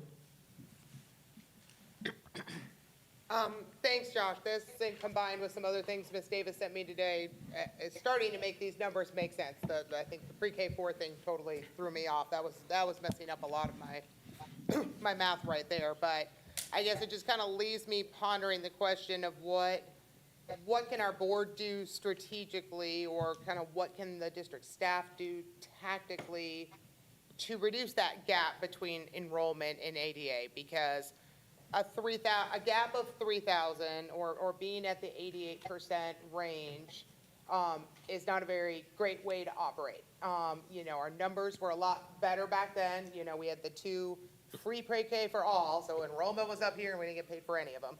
So throw those 2 years out and then throw the COVID year out, we were averaging a gap of, 1,500 to 2,000. So a 3,000 gap is a lot bigger than we've had in the past. I looked at some other districts. Their percentage gaps are smaller percentage-wise. So, some of that is truancy officers. Some of it is, getting kids back in school and upping those attendance rates. Looking at that list you sent me today, or you sent us today, I'm concerned. I'm like, who are the 40 not enrolled kids? Who are these ineligible full days, the ineligible half days? Because that means we're getting no money for those. Having them on our books, has to be and some of them maybe tuitions or offsetting. that's fine, but trying to Well- mitigate those numbers so that we are maximizing our funding to our students, and not having to make up gaps, in our funding. So if there's ever anything the board can do policy-wise, resource-wise, or whatever, to try and shorten that gap, please let us know if the ball's in our court for any reason. And Dr. Fields, if you want to just be brief, but I do want to find out, how much more of your presentation, Josh, do we have so that I can kind of gauge where we are? This is We are at really the it for end me. of Yeah, I think there may be some questions about some other topics Okay. later on, so I'll stick around, but in Go terms of ahead, Doc. ADA. Go ahead, Dr. Fields. I would only say that this has come up in the Bear County Education Coalition with the superintendents. A lot of people are in the same situation that we are in. We were talking as a unit to see if we could partner with HEB, with CPS, because they were talking about giving, like percentage incentives for payment on your utility bill. If we could attach that through your students' attendance, then, maybe people would say, hey, you got to get up and go to school. I'm not trying to pay that 15%, And then the same thing with HEB, if you could get some discounts with your groceries. Hey, I'm going to need you to go to school. We got to get, So we're working with them as well. And then some of the old traditional things that we used to do back in the day to maintain those 93s and 92s were we'd have a laptop that you gave away. And it was only one, and you got 24,000 students trying to get it, but everybody wanted an attempt to be able to get that, so they would work harder. We could do that at each of the campuses. We could do it every six weeks, get people to volunteer and donate things. So hopefully that'll help to improve it as well. But we've already worked with Monica Garcia to get grants for additional truancy officers. And it's not just punitive, come to school or we're going to report you. They go to the house, have conversations, connect with the counseling office, and do things like that to get them to come back in. But since COVID, it's been a struggle trying to get people to truly embrace the responsibility to come to school prior to COVID, because before, you just didn't have people sitting around at home, or people would say, you're going to get reported by the truancy officer, and they're going to come get you. Now, it's normal to try and sit at home and do something online. One of the examples that I was told in another district was that they identified a student on their roll that was actually living with the other parent and not even in the state, but they were enrolled in the school, but it was hitting them. So those are examples of obviously the work that we're doing. We're identifying what that real enrollment number is. I'm absolutely interested in any strategy that we're talking from a board standpoint to support more support in that area. The detail that Ms. Ryan got was pretty detailish, but in terms of what we're trying to do overarching, I think we're definitely on it, and I know that you guys are as well, because the goal is to have students in the classroom. Yes, sir. So if we have issues with that, that's a problem. But Mr. Macias, Dr. Fields, if I could interject a couple of things. Your focus on attendance is right on spot, and the board can certainly do everything. One of the challenges with getting attendance incentives is a lot of times the student who's going to be at school anyway is the one who ends up receiving those attendance. So it's a challenge, no doubt. One of the things unique about Judson is it's not just the pre-K student half-time. We have other secondary students with very flexible schedules. And so it gets to be very complicated, and thank goodness we've got staff on board that is specifically assigned to tracking and calculating the ADA, because it is complicated. So just wanted to kind of add that layer of explanation. two real quick things, and I'd like to move on from this. Oh, Ms. Rodriguez, go right ahead. So a comment as far as incentives go, I know the Spurs also will partner with school districts and give tickets to games and stuff. And then my question is, has the pre-K counting as 0.5 ADA been the policy all the way back to when we were in the 90s on, 92%? Or is that impacting, is it bringing us down a little bit optically? No, ma'am. We had mentioned before that pre-K was only funded at half day. And even though when House Bill 3 came into effect, there was the impression that it was fully funded because Texas said, oh, let's go full time. But I recall us mentioning, yes, but don't be deceived, it's not fully funded. And so we did know that they do give us the early education allotment. I will tell you that requirement for spending is 100%, and it's spent more than that. Well, and I'm just asking because when we look at the historical graphs, we're able to, you're saying we can compare apples to apples. It's not like this was the metric before and now it's this. Correct. Okay, got it. Yes, ma'am. So the 88 is compared to the 92. Okay. Ms. Faulkner? I think what has changed is COVID, because families got used to going places in the middle of whenever. And so now it continues. Hey, you know what? It's cheaper to go to Disney World in February. Who cares if you miss school? Seriously, that's what's going on. You don't want to get up? You have 10 days before we send the, you get the 5-day letter and then the, But it's the, there's a line in the sand. And I mean, this isn't bad. It's not bad. Yeah, no. And I will say as a parent, like, I think twice about sending my kid to school with the sniffle, whereas before I did not. I'd be like, suck it up, go to school. And now I'm like, I'm thinking about, okay, I don't want him infecting other kids. And so it is a little different than it once was. And if you remember, Josh said right at the beginning, in the years 2019 through 2022, districts were held the whole harmless provision came into play, and so even though our ADA was significantly lower, the state was still funding. Not so much anymore. You're already seeing that the state doesn't want to raise the basic allotment for the students, and so we're already seeing that the state is withholding some of that money that should rightfully come to us. Okay. What I wanted to mention earlier was that our student demographics in our community are changing. There's real numbers with the economically disadvantaged population and poverty and rental units and all of those other things that play into it. So the increased student population that meets that demographic is having an impact. And we were held harmless for a few years. So when you saw the population shift grow, we weren't really capturing it because there was no foul. Now we're seeing that, and we also have to think strategically, how will we address that? And some ideas would be to understand what the guardianship is at home. Our grandparents that are not understand the importance of having a kid come to school every day, what is the dynamic? And so the work through Monica Garcia's office would be able to help also identify those challenges.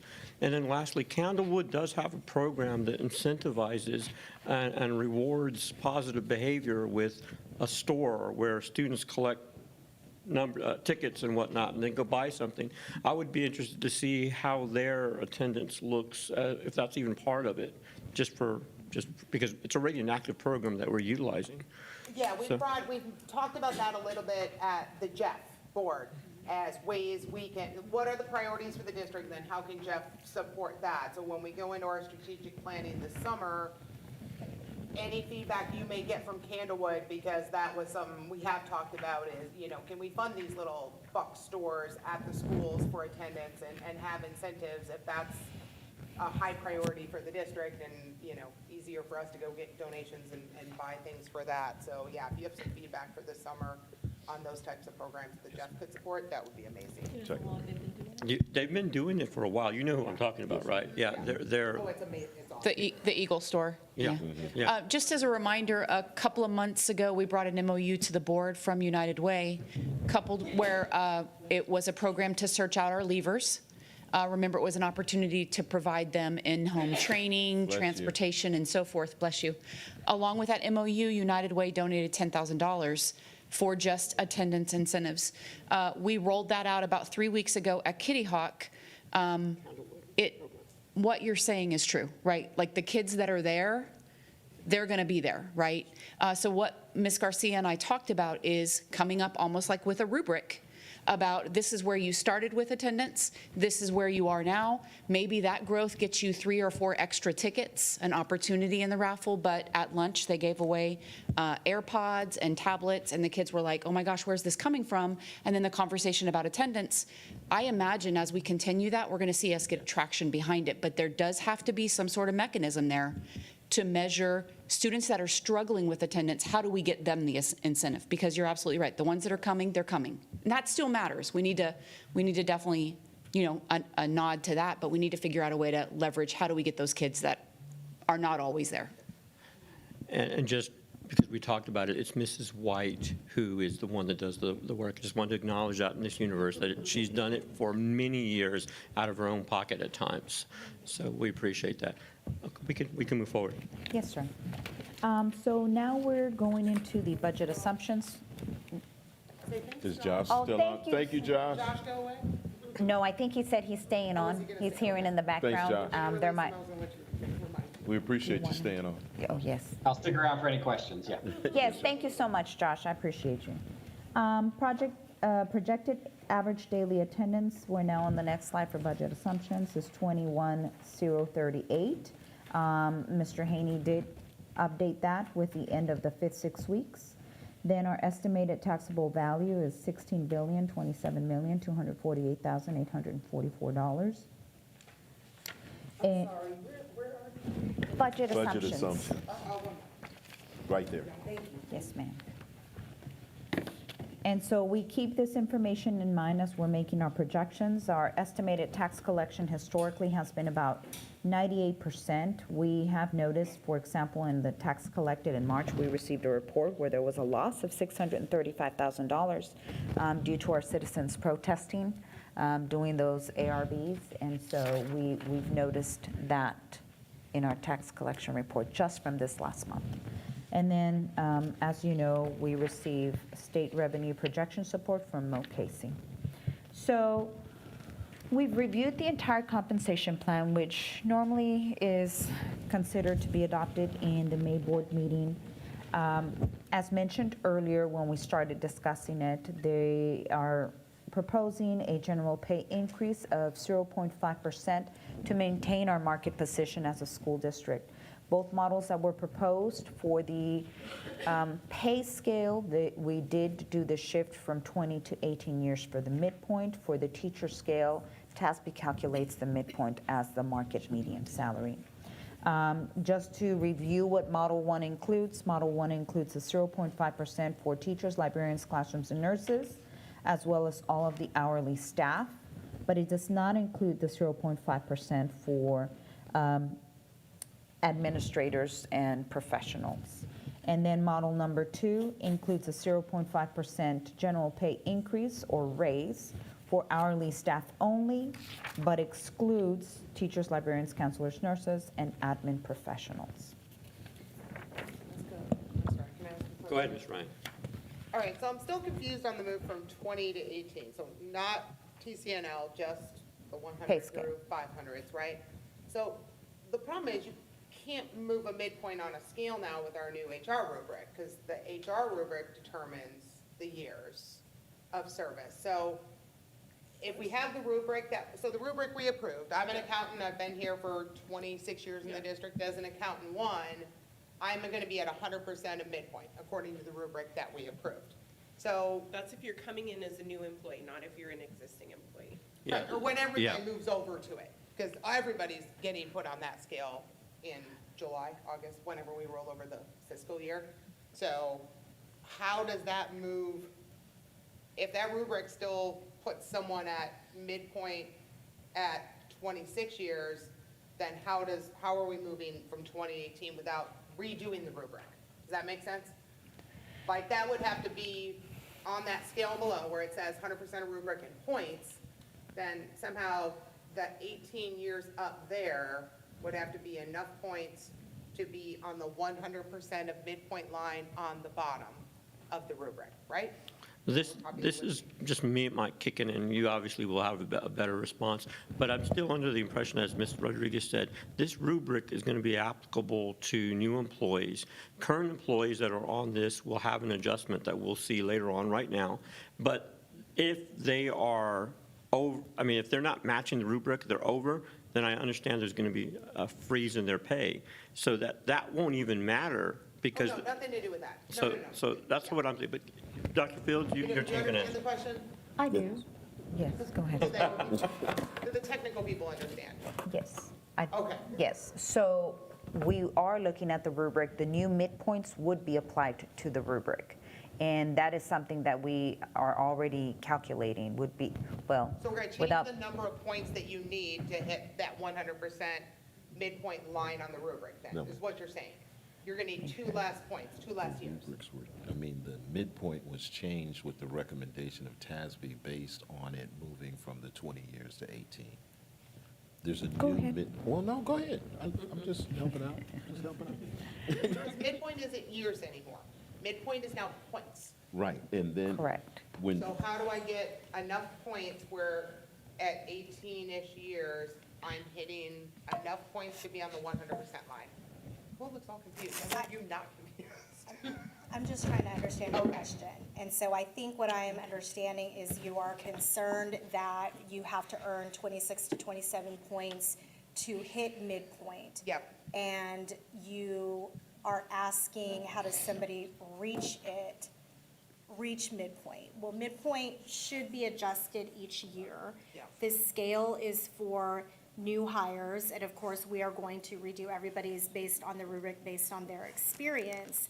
But essentially, everybody in the consecutive year is going to receive an increase in their pay based on the general pay increase that the board approves. And so that's how they get a raise. So this is just entry or how to place you on a scale. We're not gonna have an applicable years chart anymore. Yeah. We are only going with the actual midpoint that is assigned and approved in the compensation plan for that year.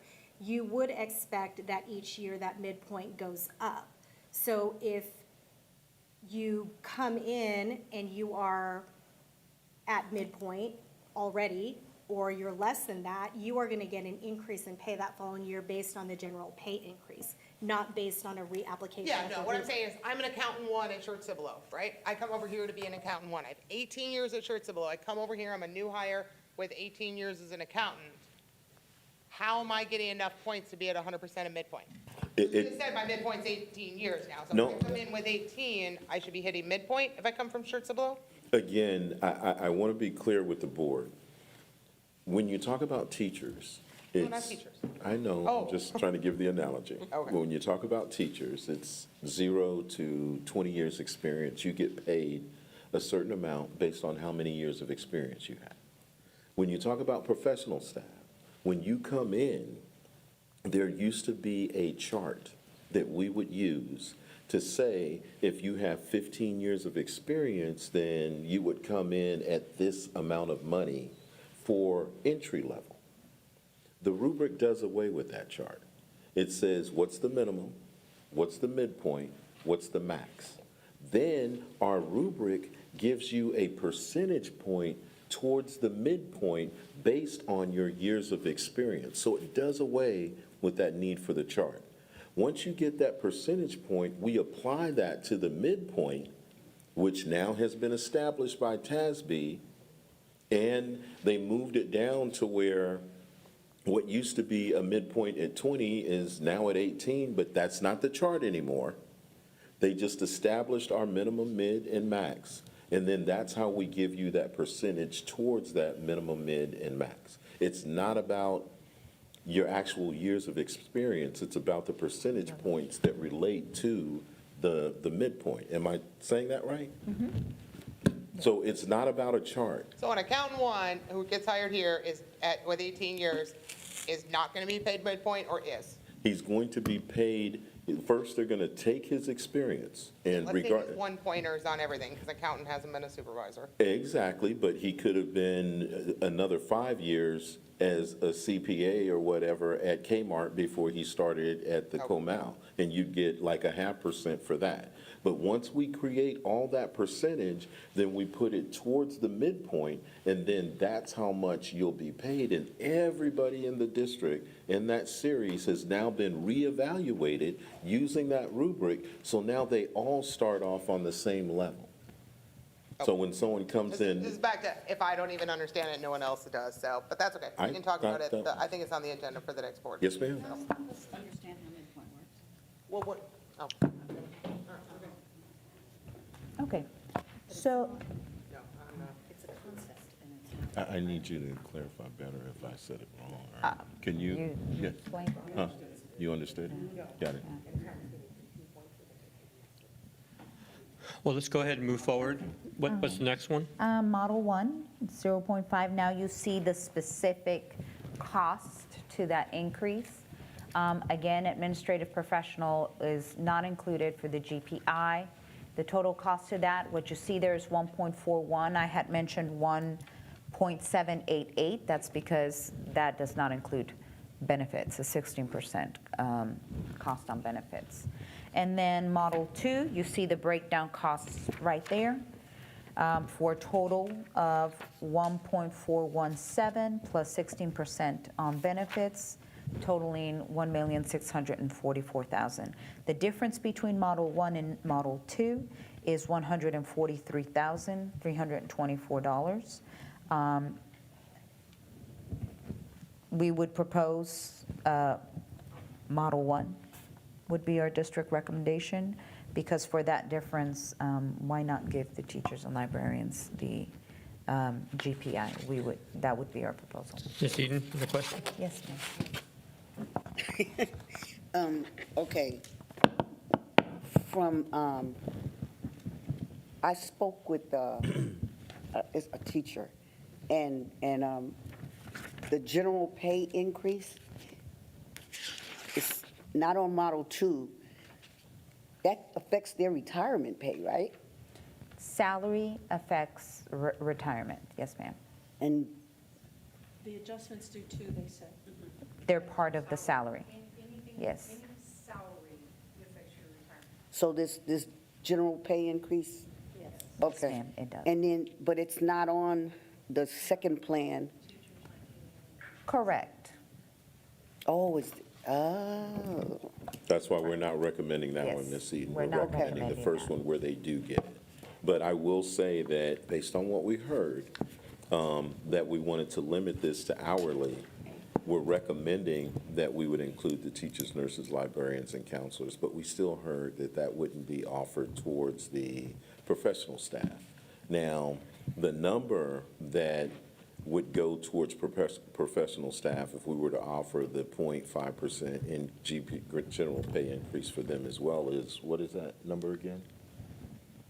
For, GPI for administrative professionals. I don't have it. I thought it was like 100, almost 200,000 or something like that. I could be off. But, Yeah, I'd rather check. I'm sorry? I'd rather check. Okay, we'd rather check than give a number that's not accurate, but it's something that we may want to consider as well. But what we heard is what we're recommending. We do recommend that we include the teachers, nurses, librarians, and counselors. But we're willing to accept any recommendation the board. I think Ms. Stanford had a question first. Yeah. So the 1.5 for Model 1, assuming we went with that. I think it was 0.5, not 1.5. I think just she wanna be means clear. cost. Oh, I'm sorry. I I'm think she talking about looked at cost. 1.5 million. Oh, I'm Yes. sorry, I apologize. 1.5 million would be, or 1.5, or, okay, would then be added to the deficit of 32.5 right now? At a minimum, yes, ma'am. Along with some other things that we'll be able to explain as we go forward. Some more stuff? Yes, ma'am. There were several changes in budgeting for this year. One of them is, For example, ESSER supplanted positions need to go back to local next year. So we always knew that ESSER was going to go away, and we knew we were supplanting positions to the tune of about $6.5 million. So next year, all of those positions getting paid on ESSER are going to have to come to our local budget. So that'll be an impact. 6.5 million to the 32.5? yes, ma'am. And then, The 32.5, you're looking at the forecast for this current year. right, but what she's saying is that if you were to just calculate on the 32.5 for this year, what are some things that would be added that weren't added in this year? One of them would be the ESSER, the other one would be, there was a change in funding for. We are losing the fast growth allotment to the Correct. tune of about $3 million. That was an allotment that we were receiving, and we will not be receiving that next year. Well, we're going to be receiving maybe about $500,000, Where we were receiving, 3.6. Because of our student attendance, because of no, our. fast growth. No, Yeah. fast growth allotment really is a change due to the change in funding formula. Correct me if I'm wrong. You're Mr. correct. Anderson. Josh may be better actually to explain that, but there was a change in the formula at the state level state for level. fast growth allotment, and it affected us rather dramatically. Yeah. Yes. So we're going to be losing about half? There's going to be more than that. I'm just giving you some. SHARS get is into- also, the SHARS allotment went down as well, correct? Yes. A reduction of about 1.3 million. We're also seeing,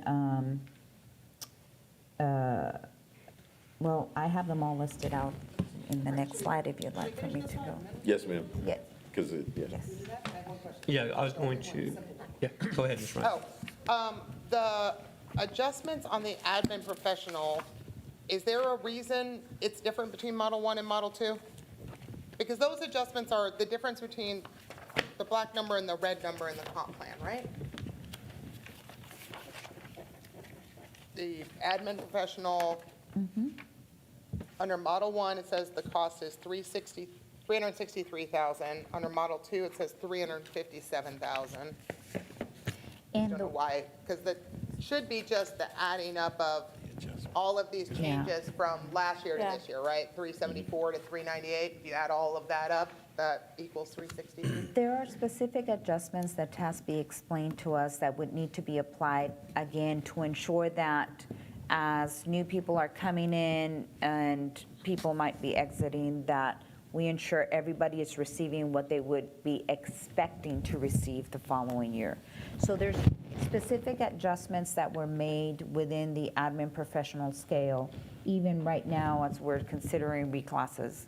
But that wouldn't That will actually only apply happen in here. Model 1 and not No, happen in no, Model no, 2? no. I said that, and I just said that actually wouldn't apply here. Okay. But there are specific adjustments that TASB does recommend within the scale. That would probably be a longer conversation than now, but I can provide that in Friday notes. Okay. All right, and then it is just the change. Okay, so those end up raises, I think I was trying to do the math, somewhere between, depending on the person, on midpoint, or on the position, somewhere between a 3 to, I don't think I found one that was over 6% raise then for a number of these positions. I think I found ones as high as a 6% pay increase, somewhere on those scales, so. You're saying for the reclassified positions? Yeah, so when you go from, like, on one of these, you go from 460 to 490 or whatever, some of these, that change is a 6% pay increase. I don't think I found one higher than 6, but I don't think I plugged them all in, so. So teachers are get a 0.5%, and then admin professional will get somewhere between 3 and 6, looks like. Not Admin every professional? admin, though, only the ones that were classified incorrectly in TASB's judgment. Correct, because we're not recommending a percentage at all for admin professionals. No, but all their Cassie, min-mids it's and, not. most of the min-mids and max went up. Oh, the midpoints went up for everybody, so every mid changed. Because they changed from the 20 years to 18 years as midpoint. You know what I'm saying? That 2% makes it, you're making what you used to make at 20 now. I know it's an Yeah, no. overgeneralization. Either way, they're all getting, Everyone should see an everyone's getting a increase pay across because the board. midpoints went up, and on the new HR rubric, everyone's getting a You're percentage of absolutely midpoint, so everyone's getting And some kind of one of the answer for the adjustments though, Ms. Ryan, I asked the same question. Yeah. If we do the GPI of 0.5%, you find yourself having to make less money in terms of adjustments, where if you don't do it, you find yourself having to do more money in terms. Oh, no, I got that on the teachers. It was just the Okay. Yeah, that's admin I for didn't teachers. understand That's because I different thought admin was, Model 1 admin and Model 2 admin, I thought were identical. So if there's a difference between Model 1 admin professional and Model 2 admin Understood. professional, I can't decipher what that difference is. Yes, ma'am. so. Well, I want to make sure we get back to Ms. Stanford's questions. Yes, ma'am. I mean, yes, sir. Go ahead, We're on the Laura. next slide, right? Yeah, it was, right. The next slide. Keep going. I thought we were done with There, We're on that there's when you slide. have questions. Yes. Right, so there. So we're seeing a forecast for 32.5. Yes, Pam. So we're seeing a forecast for 32.5 million deficit. But that's not all of it, right? So if we add in the raise, that would add 1.5, and then you were mentioning, No, ma'am.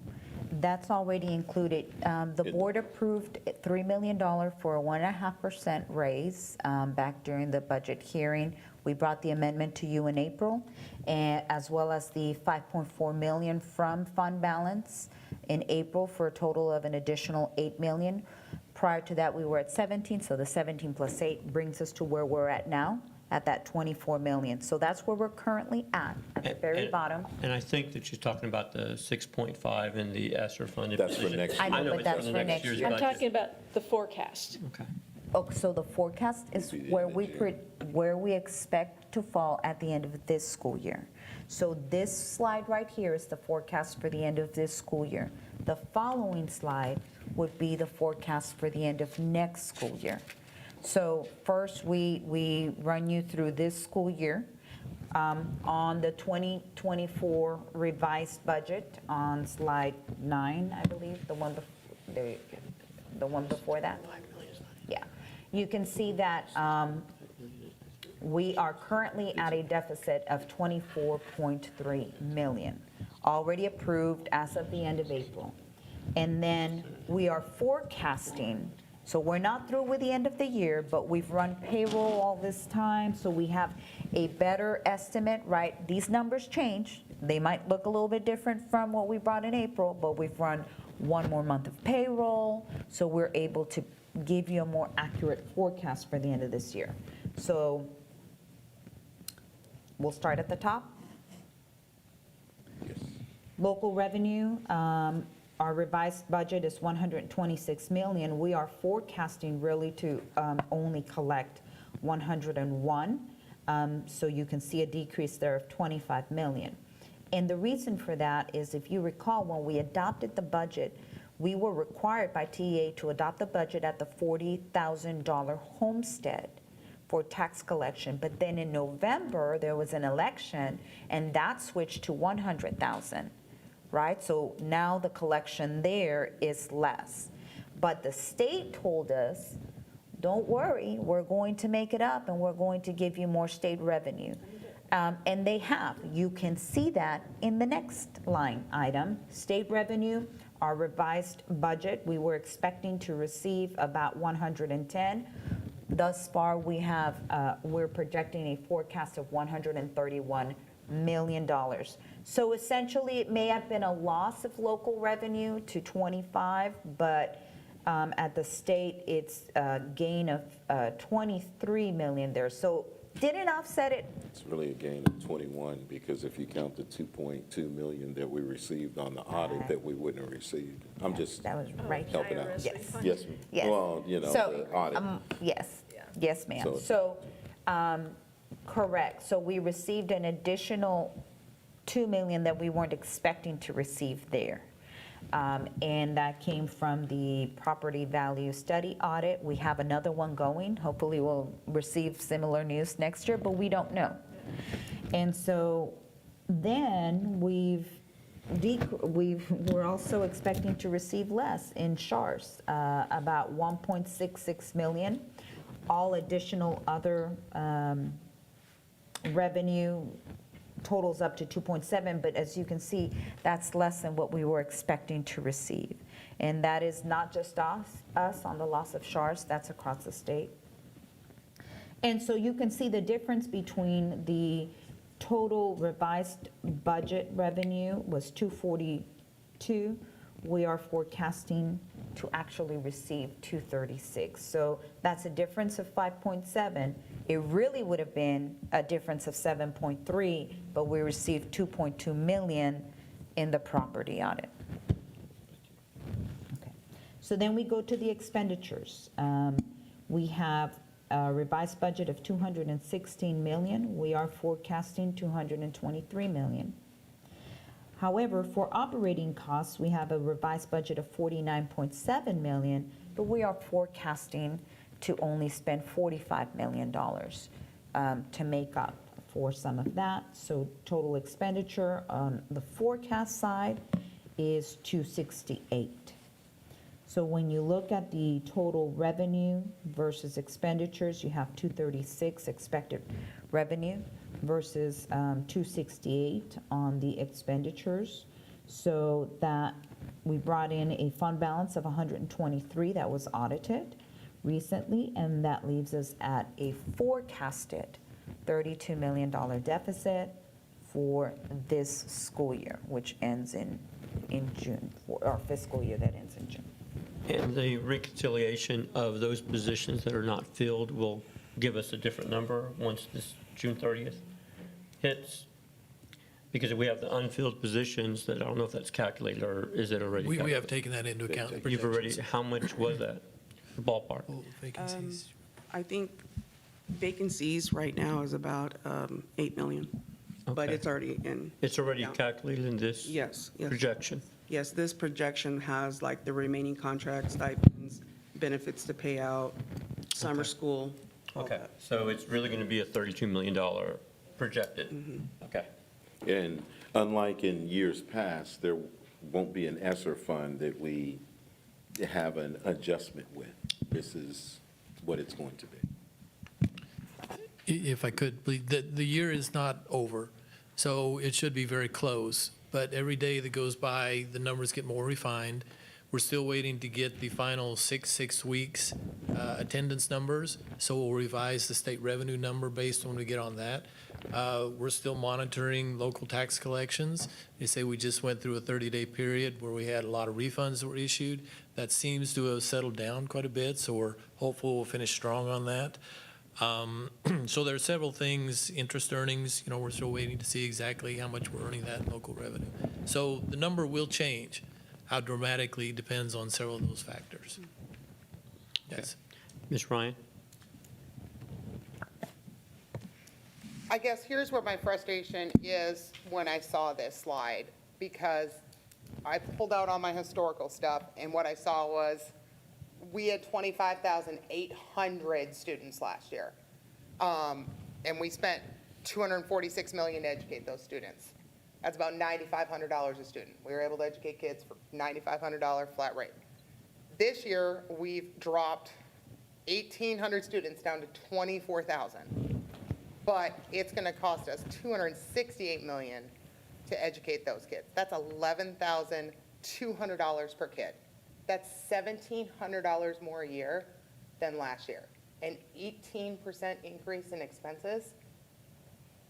I don't understand that, because when 2,000 less kids, because we projected 26,000 on our budget slides last year, when 2,000 kids didn't show up by September 5th or 6th, why did we not do something? Why did we not slash and burn our expenses? Because we just kept spending like we had 25,800 kids, because this should not be the expenses for 24,000 kids. We can't operate at that level. We don't have the money for it. We don't get enough money from the state and taxes to spend $11,200 a kid. So to see this spending amount in May now this is quite shocking. I know this is not where I thought we were going to end this year based on all of our historical data. We started with a $13 million deficit budget. We're always off by about $25 million. Cool, we're putting money back in the bank this year. So to see that we think we're really going to end this year 32.5 in the hole, taking out a quarter of our fund reserve, this is scary. This is really scary. Well, and I'll just note that, I always ask administration to verify any math that comes out, because they have more data than we do. But again, we were on the decision to adopt a deficit budget. Our superintendent was really adamant about we shouldn't, and there were some on this board that didn't agree with it. They did not vote to support a deficit budget. But I think the enrollment figures, the ADA and actual enrollment is what's impacted us to where we are now and why your numbers are looking like they are. So the question We is, only approved a 13, none of us approved a 32. I remember 25 in the discussion, and even if not, it would have been 17 or 20. I remember distinctly. But this is the deal. We're going to go back and do our analysis. We have to look forward to how we're going to do this budget right now, which is important. And we still need to have the question eventually answered on where and how did we lose the students and all that kind of stuff, which we're going through and we're doing that analysis as well. But I would just caution, I knew you were going to say something, Dr. Fields. I really want to turn it over to the finance department. They're the ones who have made these calculations and are making the recommendations for not only this year, but the next slide that's coming up. And they're the ones who can speak to what the deficits are. Trust me, I've had these same hard conversations.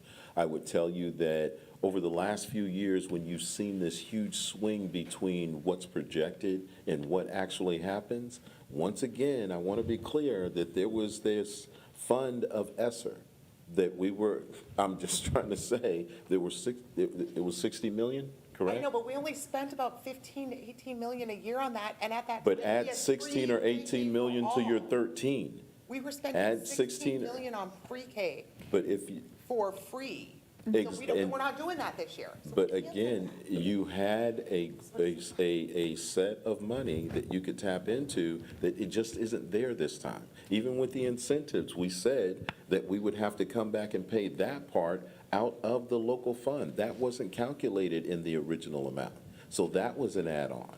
And then we had to do the, But it was shared with the board. but it was shared with the It was shared with the board. board. The 7 additional million would come in and would have to be taken out of fund balance. It was explicitly The shared with the board several times in 1.5% June. wasn't in that amount. The one, yes, the 3 million though was unexpected even for us, I would say, but it was added that night of the budget adoption hearing. In addition to the point that Ms. Ryan made earlier, when we did see that loss of enrollment, we already had the teachers on staff. So it would not be, the teachers were here in September unless we actually But we took hired, those I've got the teachers. HR reports, we were hiring like mad people all year, and everybody kept telling us literally every month, teacher shortage. We even added a shortage slide into the slides. Like Laura and I are like, wow, we're really short of teachers, type thing, and only to find out that I guess we're not short of teachers. But there are The some staffing areas, audit Ms. showed we weren't Ryan, short. there are some areas, Ms. Ryan, where if there is a teacher in need, we would hire in those areas. But at the same time, I can also say that HR was very diligent in not necessarily hiring in some areas. It depended if it was work stoppage situation or not. So we were carefully looking at those efficiencies, but You there were. even asked me There were in one just of a the lot of board gen meetings, you ed. said you're on a hiring freeze. It's not that we were on a hiring freeze. What we were saying is that if we can get by without having to hire a new FTE, let's see if we Yeah, can do there that. was just a lot of gen ed teachers hired throughout this year that could have been repurposed from some school that was in a 1-to-11 ratio maybe. Ms. Canoyer and then. So I'd also like to point out that there are some fixed costs that we can't vary just because we lost students. We still have to heat ma'am. and cool schools. We still have to pay for gasoline to run the buses. There are certain things that we have no control over. We can't lower those expenses just because we have fewer students. We still have to have administrators. We still have to have, all these other personnel. You can't just cut willy-nilly because we have fewer students. So when you do that math per student, that's not really accurate to allocate that towards the enrollment when there are fixed expenses that are there no matter how many kids we have. Ms. Eaton? When we started doing things with SR funds, I remember very distinctly that there were some positions that we hired people in that were temporary because they were being paid with SR funds. Those are the positions that you're talking about, we are rolling them over? Right now, they are anticipated as a rollover unless the board tells us otherwise, and I'll give you a perfect example. The AET teachers, or what some people know as GT, AET teachers do something a little bit different in addition to GT, but that program came on once we had ESSER funds. And what we did is we took the number of GT teachers and we ensured that, AET teachers, and we ensured that there was one at every elementary. So that cost was increased. Now we're at a point where the board could consider go back to the original number of GT teachers, which I think back then was maybe 8, or do we continue to keep one at each school, the way we currently have now? What we forecasted includes one at each campus right now.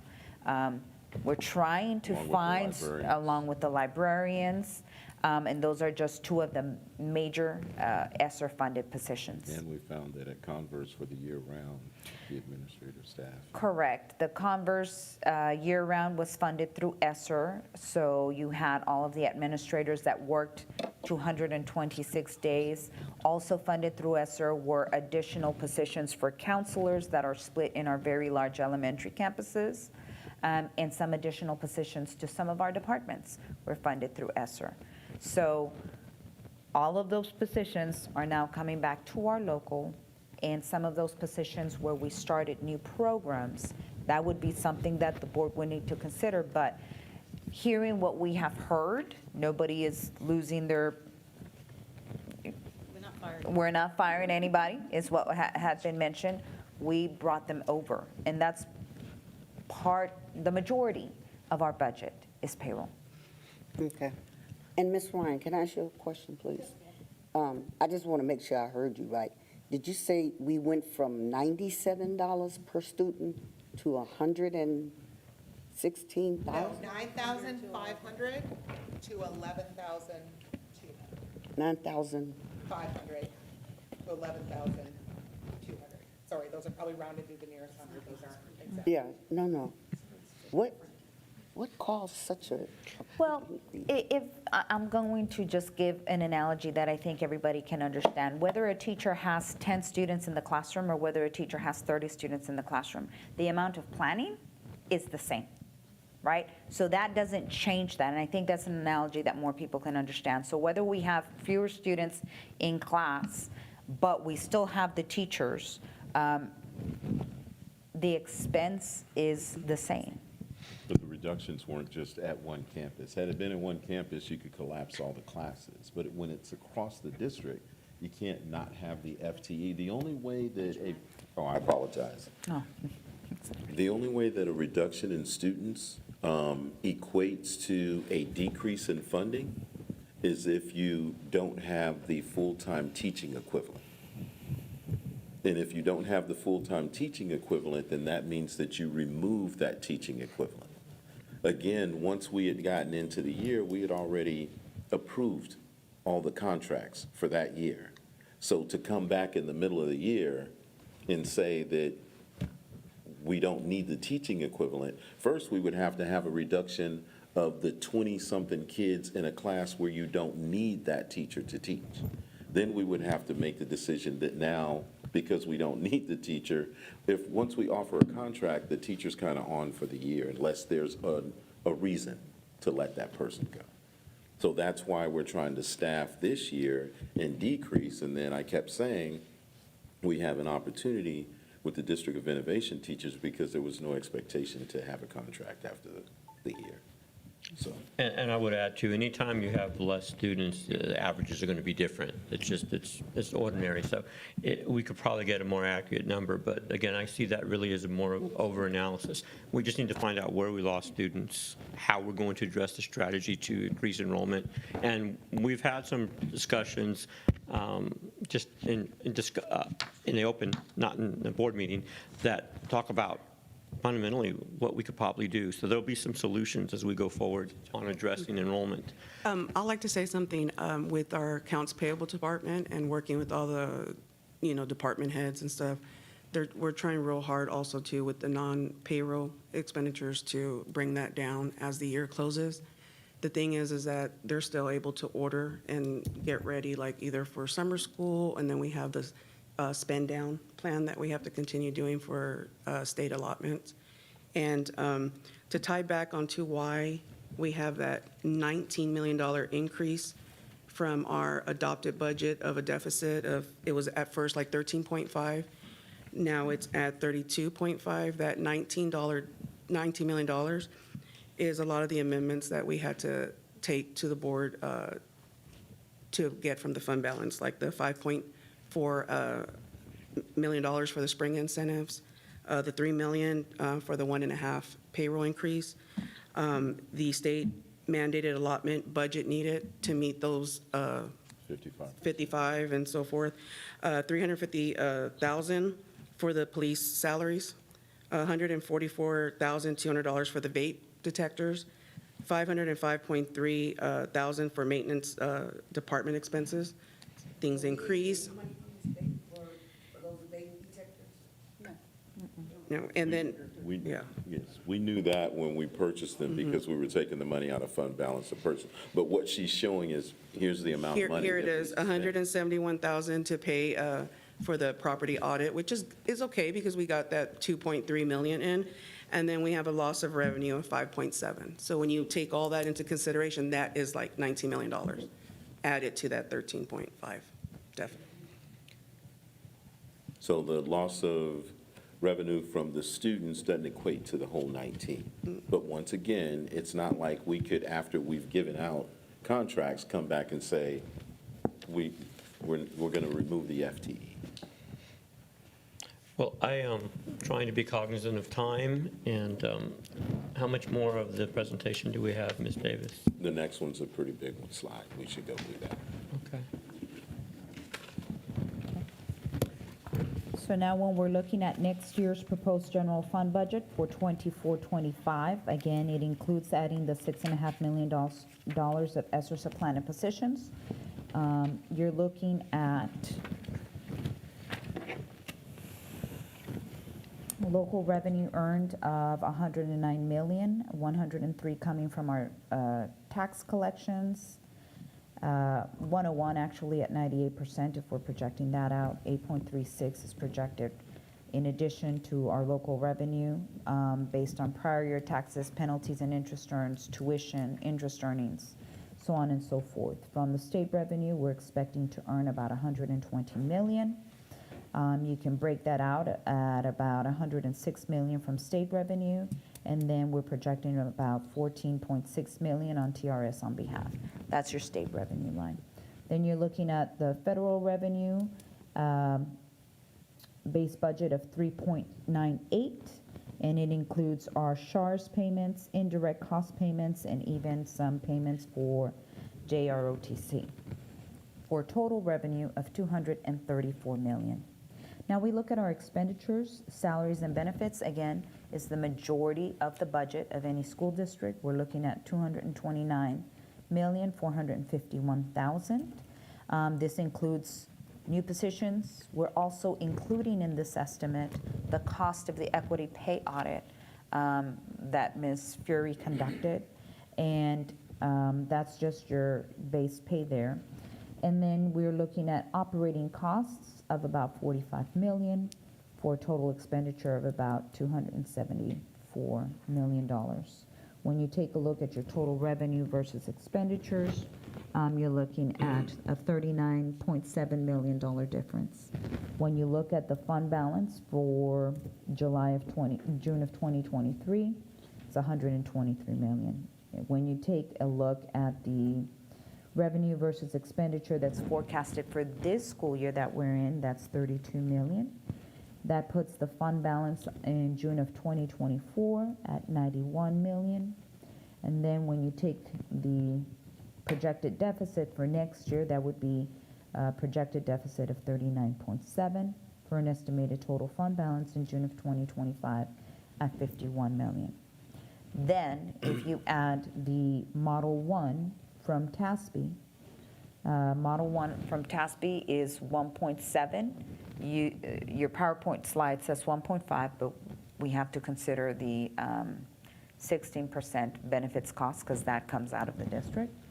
And then if you consider Model 2, it would be 1.6 million. So you're looking at an estimated total fund balance of 49.4 For either one, you're looking at 49.6 or 49.7 if you consider either model. Now, my first gut reaction to that is the sustainability and being able to maintain a deficit budget. So just clarify some questions. We still have more of the budget process to go to. Right now, we're going to be essentially voting for Model 1 or Model 2 in the compensation plan. But I noticed today that there was no references to reducing days, which was another strategy that was discussed in terms of taking 226 down to 220 potentially. And then secondly, were the DOI teachers also calculated in this already, in the removal? So we already saw that come out already based on the calculations. Yes, sir. So Now, that was based on the numbers that we said we could staff at. I'm willing to open a discussion if we want to change those staffing numbers, but we had staffed at 21 to 1 at elementary, and 23 to 1, and 24 to 1. which I was going to ask next if those adjustments had been made, because we had already Those passed. adjustments have been made. We went back to the principals, and we made those adjustments, correct? On the staffing, for the budget, so that's in. Yes. So the only thing that hasn't been added on here is the reduction in days, right? We hadn't really even looked at the reduction in days, no, sir. I know that last year we increased the days, and there was We did. an enormous expenditure. I don't know what my notes have, but I knew it was pretty much, it was a lot. So we may need to reevaluate that, and obviously have to look at it, but we just can't adopt that type of a deficit budget, and, I mean, it's not healthy, right? I remember distinctly saying last year, we can't operate out of our savings. So again, we're going to have to look at innovative ways going into after this next year, because we have to pass a budget by June 30th. I mean, it has to happen.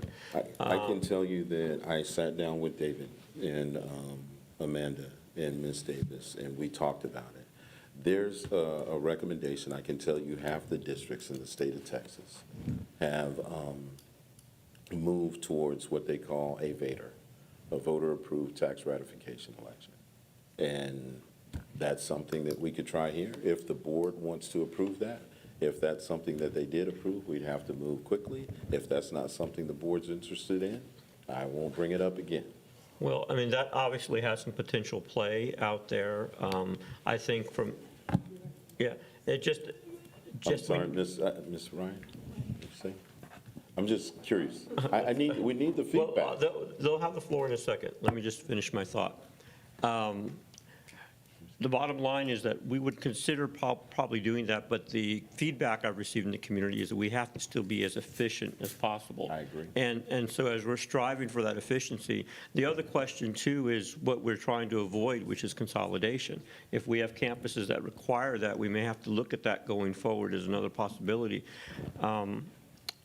Anyway, there's a lot there in the 39, and I thought we would see a reduction based on the DOIs, but that's already been calculated. So that would be higher if we retain the staffing levels. The other part of it is, once we identify where our student loss is coming from, we may be able to see an increase in enrollment, which will also help offset this. But I will yield it, I think. Who is first? I'm going to give it to Ms. Stanford first. Go ahead. Go ahead, Ms. Stanford. Can you just quickly tell me what the 3 months reserves is that we're supposed to keep? What is that dollar amount? 65 million. 65 million. 65 million, so we're going to be under that, Yes, ma'am. okay? Ms. Faulkner? So I would like for the next budget workshop to see a decrease in days. We Maybe, can give you that estimate now. I have that estimate. no, just make it all pretty and we'll, Yes, ma'am. you know, so option 1, option 2, Yes, option ma'am. 3. Yes, ma'am. The other thing is, and and I'm not gonna speak for the teachers in this district, but I'm gonna speak as a teacher. If I can have one more student across the district in every classroom, and that means that our first rating goes back where it needs to be, and that TEA is not going to come looking at us. I think that because this is that ESSER fund, you know, we all know the state let us down. The state of Texas, thank you. So I'm not trying to lay the blame, but I'm saying, can you please show the numbers if we add one more kid to every classroom? Definitely. At elementary, middle school, and secondary, just so we have a picture of how it will impact, what we're trying to plan for. And any other ingenious things that you can come up with. Sorry. Go ahead. We You're could going to speak to the, the staffing versus the actual number. hold on. Okay. Dr. Taganoff, first I need you to speak to the difference between the contracts that we've already sent out and where we would decrease those because again, going up a student in a class doesn't equate to savings unless you lose the FTE. Right. And then I need you to speak to, if we do go up, what would it be for 1, 2, 3, and then the deduction of days and stuff like that. So exactly that is what you said. Even if we do increase the ratio, we have already sent out contracts for teachers. There's still some resignations and retirements or resignations that may also occur And DOI. in DOIs. Yes, sir. Well, I would just add to that, we're probably not going to staff at 100%. There will be a loss of teachers who are going to move on to other districts. So we would just have to pause and evaluate what that looks like. Sorry, go ahead. In addition, Mr. Macias, you had mentioned considering reduction of days, and I do have just an approximate cost, just for the board to consider. If we take all of our 226 employees, which is that's one of our calendars, 1 day cost reduction would be $112,392.98. And that would include hourly and professional employees who are at 226. We also have a calendar of employees that are 207-day employees. That daily cost is $31,466. So depending on the reduction of days on that. Those people include your academic coaches, APs, assistant principals, counselors at the high school, middle school, your SLPs, and some admin interns. Now, a teacher cost for all of our teachers, a 1 day reduction in that would equal $659,796. I'd like for, rather than let's just speak to teacher costs, because it's not like we're going to have everybody else come in and the teachers be off.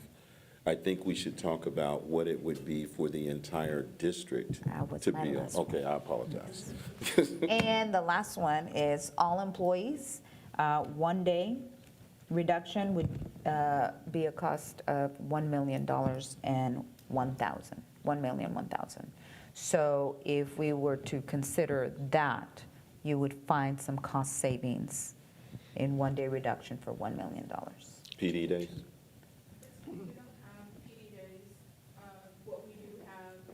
Teacher prep and planning days, those are the yellow days that we have in the calendar, which our teacher task force asked for us to increase those number of days, but to give them time to prep and plan. So if we're looking at, there are 7 of those days in the calendar right now. And to explain what would happen on those days is the teachers would come in and prep and plan. There would be no PD on those days because it's the teachers' time to just prep and plan in their classes. So, and there's 7 of those days. If we were to remove 1 day, that would equate to how much again? $1 million if everybody, not just teachers, everybody, teachers and everyone else. We reduced contract day by 1 day. Would that also mean that teacher's salary would either be then stagnant even with a raise? Or All of this means that, even with the professional staff that you have in the summer, whenever we say that we're going to reduce days, that means that we're going to effectively reduce their salary. Okay. Well, in a perfect world, I would think that everyone would do 187. I mean, it's just not possible based on the operations, but there's only 187 days where there are kids in the classroom. So we can't go that far, and I wouldn't say that we would need to, but I would like to minimize impact to teachers directly. I think that the front end of admin professionals are paid higher. So 2 or 3 day reductions there would be better, because I can tell you, when we pushed to 226 last year. I heard from 220s that didn't want to go to 226, but they were made to go to 226, which means even if you took the volunteers, hey, I'll go down to 220 in a heartbeat, I want to spend more time at home, that may still be a strategy to exercise. We have between now and when we have to pass this budget to determine how we would make that work. Get volunteers first if necessary. If not, where areas can we reduce? But naturally, as Ms. Faulkner said, we need a much more intelligent a way to see what those numbers look like. I personally would not recommend touching teacher days at all, but again, that's up to what we will all have to say here as a board.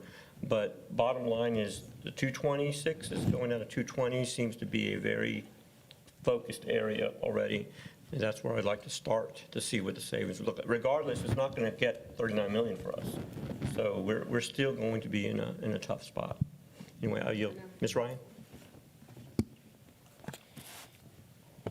When I was shocked at the last slide, obviously I was even more shocked at this slide because I just can't figure out how we've fallen this far. I mean, 18 months ago, we had the highest per capita fund balance in the entire San Antonio metro, $127 million. And to now see a recommended budget and a recommended compensation plan that will take us down to 2 months, just over 2 months of salary, this is an F on the first rating budget because this is more than 25, well, you know all the criteria. This is an F. It won't be 75 days, and it'll be more than 25% over a 3, whatever the, category 6 is. This is an F. This is also criteria to declare financial exigency because it's more than 10% in 1 year and more than 20% projected in 2 years. And we're talking about voter-approved tax rates when we were the richest district in San Antonio just 18 months ago. And I don't even know how right these numbers even are because we planned and we were off by 2,000 kids last year. Our demographer was off. He had us at 28,000 kids by 28. 6 months later on his demography slides, that number's now been cut 3,000 kids. What has changed in 6 months? So if we lost 600 kids that we can't explain, then what's to tell us we're not going to lose another 600 kids next year and we're going to be staffed at something? I mean, there are hundreds more recommendations in that Moss-Adams study that we haven't even looked at yet. We took add 5 positions to admin, and we haven't even looked at all the cuts that it could recommend. When I see a budget line like that, it's time. I know I don't like using the word cut. I like to say efficiencies. That fund balance means cut. That means slash and burn, tough conversations. So I guess what I expected to see with a number like that is an entire presentation where the staff has gone back and done the homework. Bring us $20 or $30 million in things we can cut. Because when we sat in program review and I brought up things like JEGA and all this other stuff, I got nothing but pushback to look at any program in our district. But yet, look at, we're going into financial exigency. We're going to get an F on our first ratings. Oh, by the way, only 8 districts in the state of Texas get an F out of 1,000 districts. So I'm not sure how we can even look at a compensation plan at this point that would lead to that fund balance. There's a lot more work to do, and June 30th is going to come real quick, but this is not sustainable at all. Like, this isn't even, this isn't passable in my eyes. The community is going to be outraged when they see this. Well, I will just say that, no, well, this is obviously 2/3 or half into our budget cycle. So we have more budget discussions to have and some of the hard questions.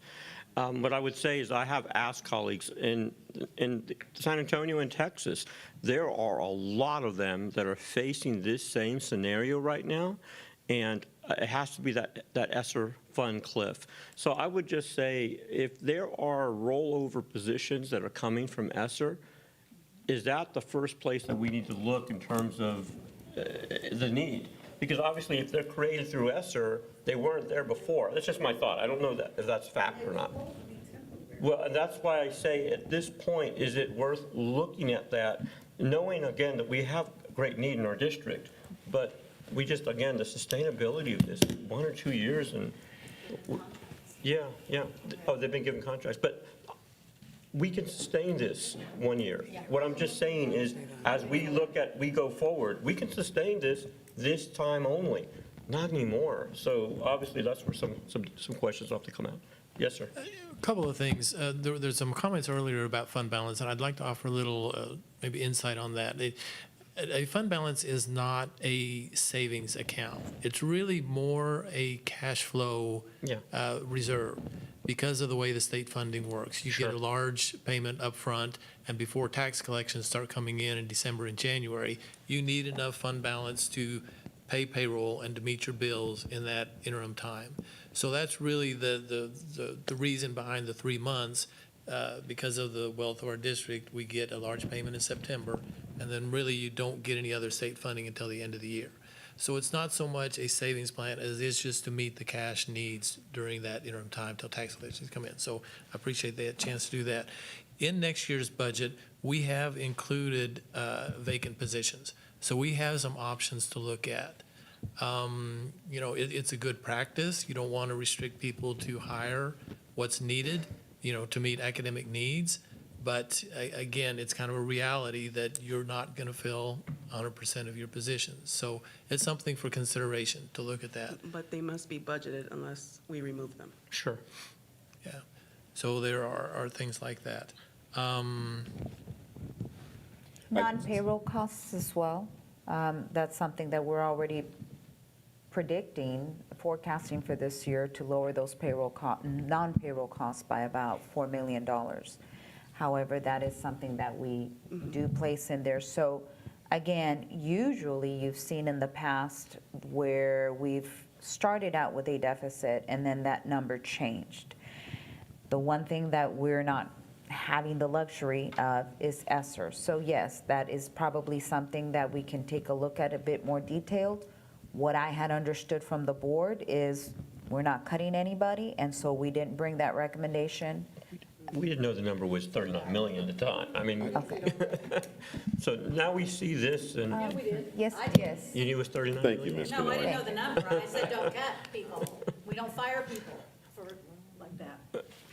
I certainly want to agree that we're trying very hard not to have to take those steps, but And to boil it down real simply, if you've got a position like this, you can do 3 things. You reduce your expenses, you increase your revenue. You can't, at this point in the process, take anything off the table, as much as you may not like to talk about it. And in Well, but I regards, just brought it up and you said that was offensive. well, let me ask this question. In terms of these projected, we always went back and forth what the percentage of ADA was going to look like. So did you lowball the ADA here? It's like 80% or 85% based on our trends? there are 2 different ways. We've budgeted at about 92.5%. And the traditional way of presenting ADA, I mean, even Josh said, you do it as a ratio comparing enrollment to students. But the traditional way of presenting attendance, which is the other thing he referred to, we're at 92.5%. We are. And when our PEIMS reports go into the state, that's what gets presented. So our attendance ratio is not that bad. We're not that out of line. And actually, it's holding pretty strong here toward the end of the year, which is not always the way it happens. So kudos to our campuses for keeping the focus on attendance, and getting the kids coming. So I think we're going to end up the year probably after we get our six weeks data, we're probably going to recommend increasing that state revenue number by a little bit, possibly up to $1 million, depending, because Josh, he's conservative as a consultant, which he needs to be, but we may come back after that data comes in and increase the state revenue projection by a little bit, up to $1 million possibly. We're just still refining those numbers as we get closer to the end of the year. So the number is truly a little bit of shock value here, but there are definitely things we're doing to address and trying to bring down that number. Well, and there's a false, I won't say false, that's the wrong word. There is a sense of confidence because you're bringing forth Model 1, which is 1.7 million, or Model 2, which is 1.6. I would think then that there's a level of confidence that we're going to be able to ride this storm out, and you're making the recommendation. So it's a mixed signal, sort of. I don't know what to think. But then one other question, and I'll give the floor to Ms. Faulkner. The position for internal auditor is at about 150,000, I think, for the position. We keep it staffed in the event that we find someone, but we actually have another budget for internal audits that we utilize that are contractual. I would recommend that we just, It's the same. It's the same, It's the sir. same. the same pot. It's the same. So it's not separate. You don't have one in payroll, you don't Right. have No, a it's the consulting same. pot. Okay, well then strike that. Ms. Faulkner? Can we also, I know Ms. Ryan mentioned it, is it possible to look at the stipends?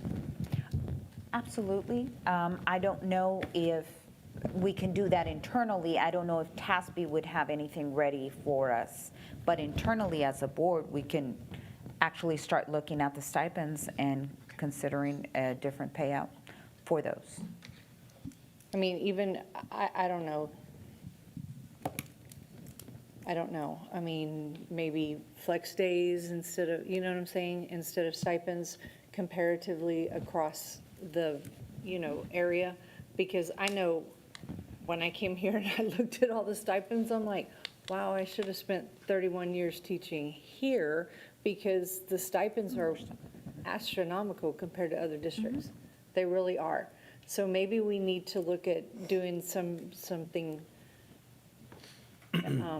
I don't know, something magical We there. can look at the stipends that are publicly posted in our nearby districts, and we can draft that comparison ourselves and bring that forward. And I'm as not some saying recommendations. that people don't deserve, I'm just saying maybe we give flex days instead. Hey, you worked Saturday, so we'll get someone to cover, you get half, I don't know. Well, let's be creative.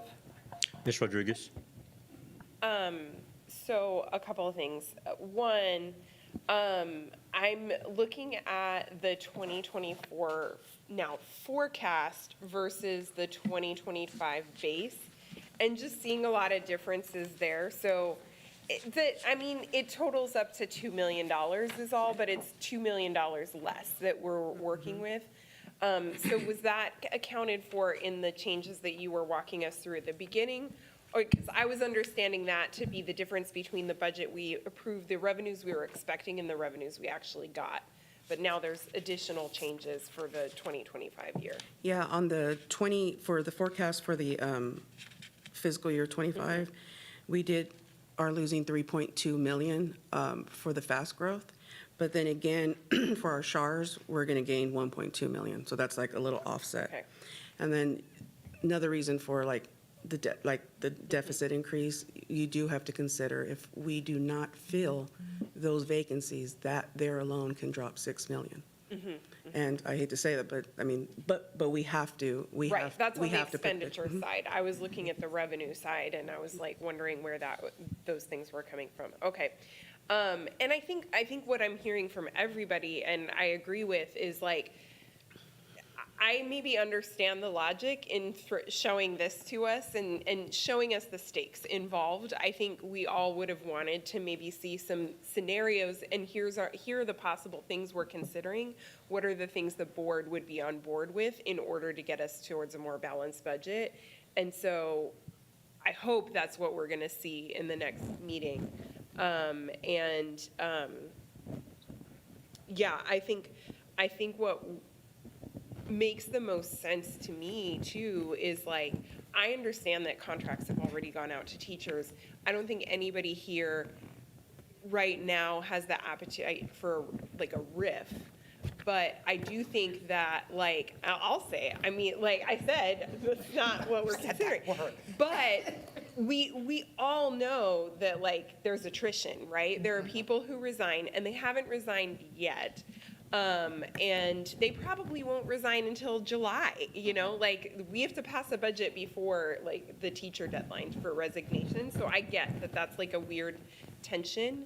But I think it would be helpful to know, like, with the staffing ratios, how that might impact, and then our, estimated attrition, what have we historically done over the last couple of years to be able to project out, like, maybe if we're passing somewhat of a deficit budget, we may be able to recoup some of that, in July, August, or something like that. That would be really helpful for me to see, to make me feel maybe a little more comfortable with going, not $49 million down on our, or whatever it is that we're drawing down on our fund balance, but like, that we're able to see, okay, like, here's where I'm a little bit comfortable, given the cushion we might expect from being able to still fill every classroom with a competent teacher, but not overstaffing and then being in a pickle in September.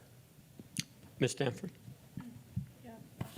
So that's, well, also what I would like to see is several suggestions for what we can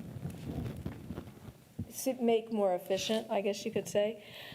And I don't think anything should be sacred, a sacred cow.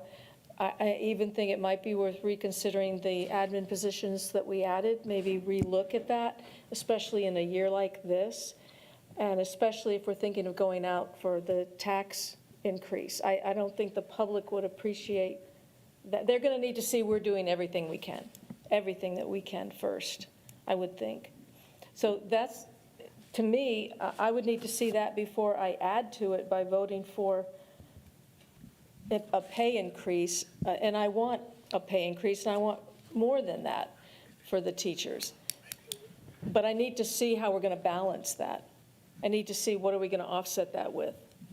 So that's what I would recommend in our next meeting, is coming back with a whole lot of suggestions for how to decrease our expenses so that we have more room to add the increase for teachers. Certainly the focus on the expenses, but I would encourage you to not take the TRE completely off the table yet, because if you think about, there's some finer things to that, and there are some fairly quick deadlines that would have to be met if that's a consideration for this next year. However, remember, you're talking about a total tax rate, which includes both the operations tax rate and the debt service tax rate. And right now, we are able to pay some additional debt down because we're maintaining that debt tax rate. I have been in other districts, and I've seen that, where you reduce one tax rate, the debt service tax rate, which we have the capacity to do, so that you can have a somewhat increase on the operating side and not increase your total tax rate. So there's some finer points to that I think are very worth discussion, at least, but certainly the focus maybe on the expenditure side first. But the very first step you have to do for a TRE is to contract to someone to do an efficiency audit. And that would happen very quickly, probably in July.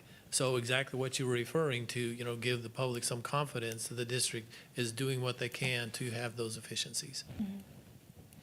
Ms. Knoyer has the floor. You want to yield it to Ms. Faulkner first? Yeah, that's fine. Go ahead, Ms. Faulkner. I'm just trying to get clarification. Yeah. So what I'm hearing you say is tax, we have a tax bucket. Correct. Same amount, we don't change the total amount. We pour a little bit more over here than we had before. Same amount, just spread differently. I've been in a district that has done exactly that, yes. How many districts have you been in? I've been only through one other district that actually had a successful TRE. Little different circumstances, but it was successful. But that was part of the strategy to reduce our debt service tax rate and offset that with an increase in operating. At the time, we were doing exactly what this district is doing, was paying some additional debt because of maintaining that debt service tax rate. But at the time, the operating side became a higher priority, at that point, a higher need, and so the total tax rate did not increase. But then, And making that shift requires an election. yeah. Okay, Has to be on the I'm just ballot. clarifying. And making Comal sure is the only that one that's I've ever seen do that in this area in the last 5 years. Maybe in this area, but In this area, historically, yeah, those are not commonly passed. Comal was the unicorn that it got passed. People couldn't even believe that your voters voted for more taxes. It was crazy. There are over 50, well over 50% of the districts in the state that have already passed successful TREs, and the percentage is actually quite higher than that. So it's well over half of the districts have already been through the process that is being discussed right now. It's not uncommon at all. Yes, no, I understand that. But historically, there was something called a tax rate swap, where you would do exactly what we're talking about. You don't have to make it quite so formal. We have the capacity to reduce the INS tax rate right now we have the capacity, but the board and the district has made that choice to maintain that tax rate. And it's a good thing. We're paying down early some debt, and the interest savings are phenomenal, for the taxpayer. So it's a good thing, and Mr. Westerman can certainly speak more to that. But you can do that by reducing one side, increasing the other, maintaining the same total tax rate. But if we're talking about doing, I'm sorry. It's okay. It's a continuation. If we're talking about doing that, it has to go on the ballot, and the next election that it could go on the ballot is in November. And that's why July is a timeline to have a decision. Isn't it 90 days to get it on the ballot? We would have until July to get the appraisal or the audit done. Yes, the very first step is to complete the efficiency audit, and you have to have that done by July. But that's what I'm saying. Are we going to make it to the deadline to get it on the November ballot? Yes, you can. 90 days, that would be August. Yes. Okay. The challenge, another challenge to that, the election is not until November, so you don't know if the election will be successful until that time, and you adopt a budget July 1. That could help. Ms. Canoyer. So this is when I get on my soapbox and ask help from the community, especially our teachers. The state legislature has not done right by public schools. You can affect that by your vote. I have said it before, I say it again, and it's true every time I vote. I am a single issue voter. Do you support public education? I need for all of you to think about that. Public education provides an incredibly valuable service for the whole community, and we need your help. We need you looking at how you vote. We need you calling the governor, the lieutenant governor, your representatives, and saying, you have to raise our basic allotment. You have to give us that $4 billion you had set aside that you didn't give us, that you were promising was coming. The rate of inflation has increased dramatically since 2019. Y'all are feeling that in your budgets at home. I know you are. Happens in schools too. The cost of insurance, the cost of gasoline, the cost of electricity, all of that's going up. But the state has not increased the allotment for us to do that. We need pressure put on those people. Please help us. Ms. Eaton? And all I wish you would go online and look at all the unfunded mandates that they keep sending us. And then they make it a requirement for the district. And it's like, okay, can we get some money to go with this? Well, I did want to wrap up at 9. I didn't put a time this time, but 9 was to. So, Dr. Fields, I would ask, I think, and again, colleagues, let me know if I'm wrong, they probably may want to pass on the approving the compensation plan for tonight. Those areas. Yeah, that we just need to take a look. But do we need to have the number 5 for the instruction materials allotment? You want? So if I can get, I'm going to go ahead and move on at this point, and we'll regroup. So it's going to be, we're going to go ahead and postpone 4A, but we're going to look at 5A, consider and take action regarding improving the instructional materials allotment, IMA, and TEACS certification for 24-25. Dr. Fields? I apologize. We're just asking the board to improve the IMA and TEACS certification for the 24-25 school year. And this is usually what we put in on an annual basis. This is annually or buy-in?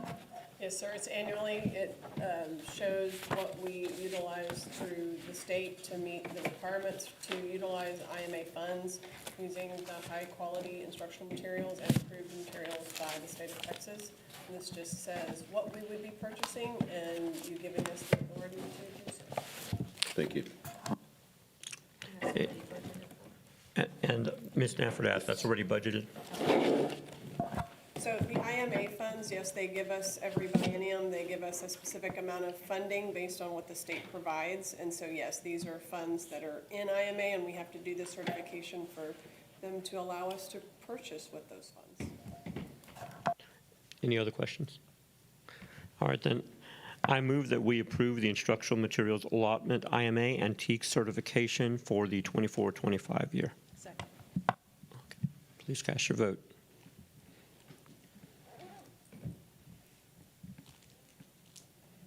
Okay, motion passes. Well, thank you again for your time, and we are now adjourned at 9 o'clock.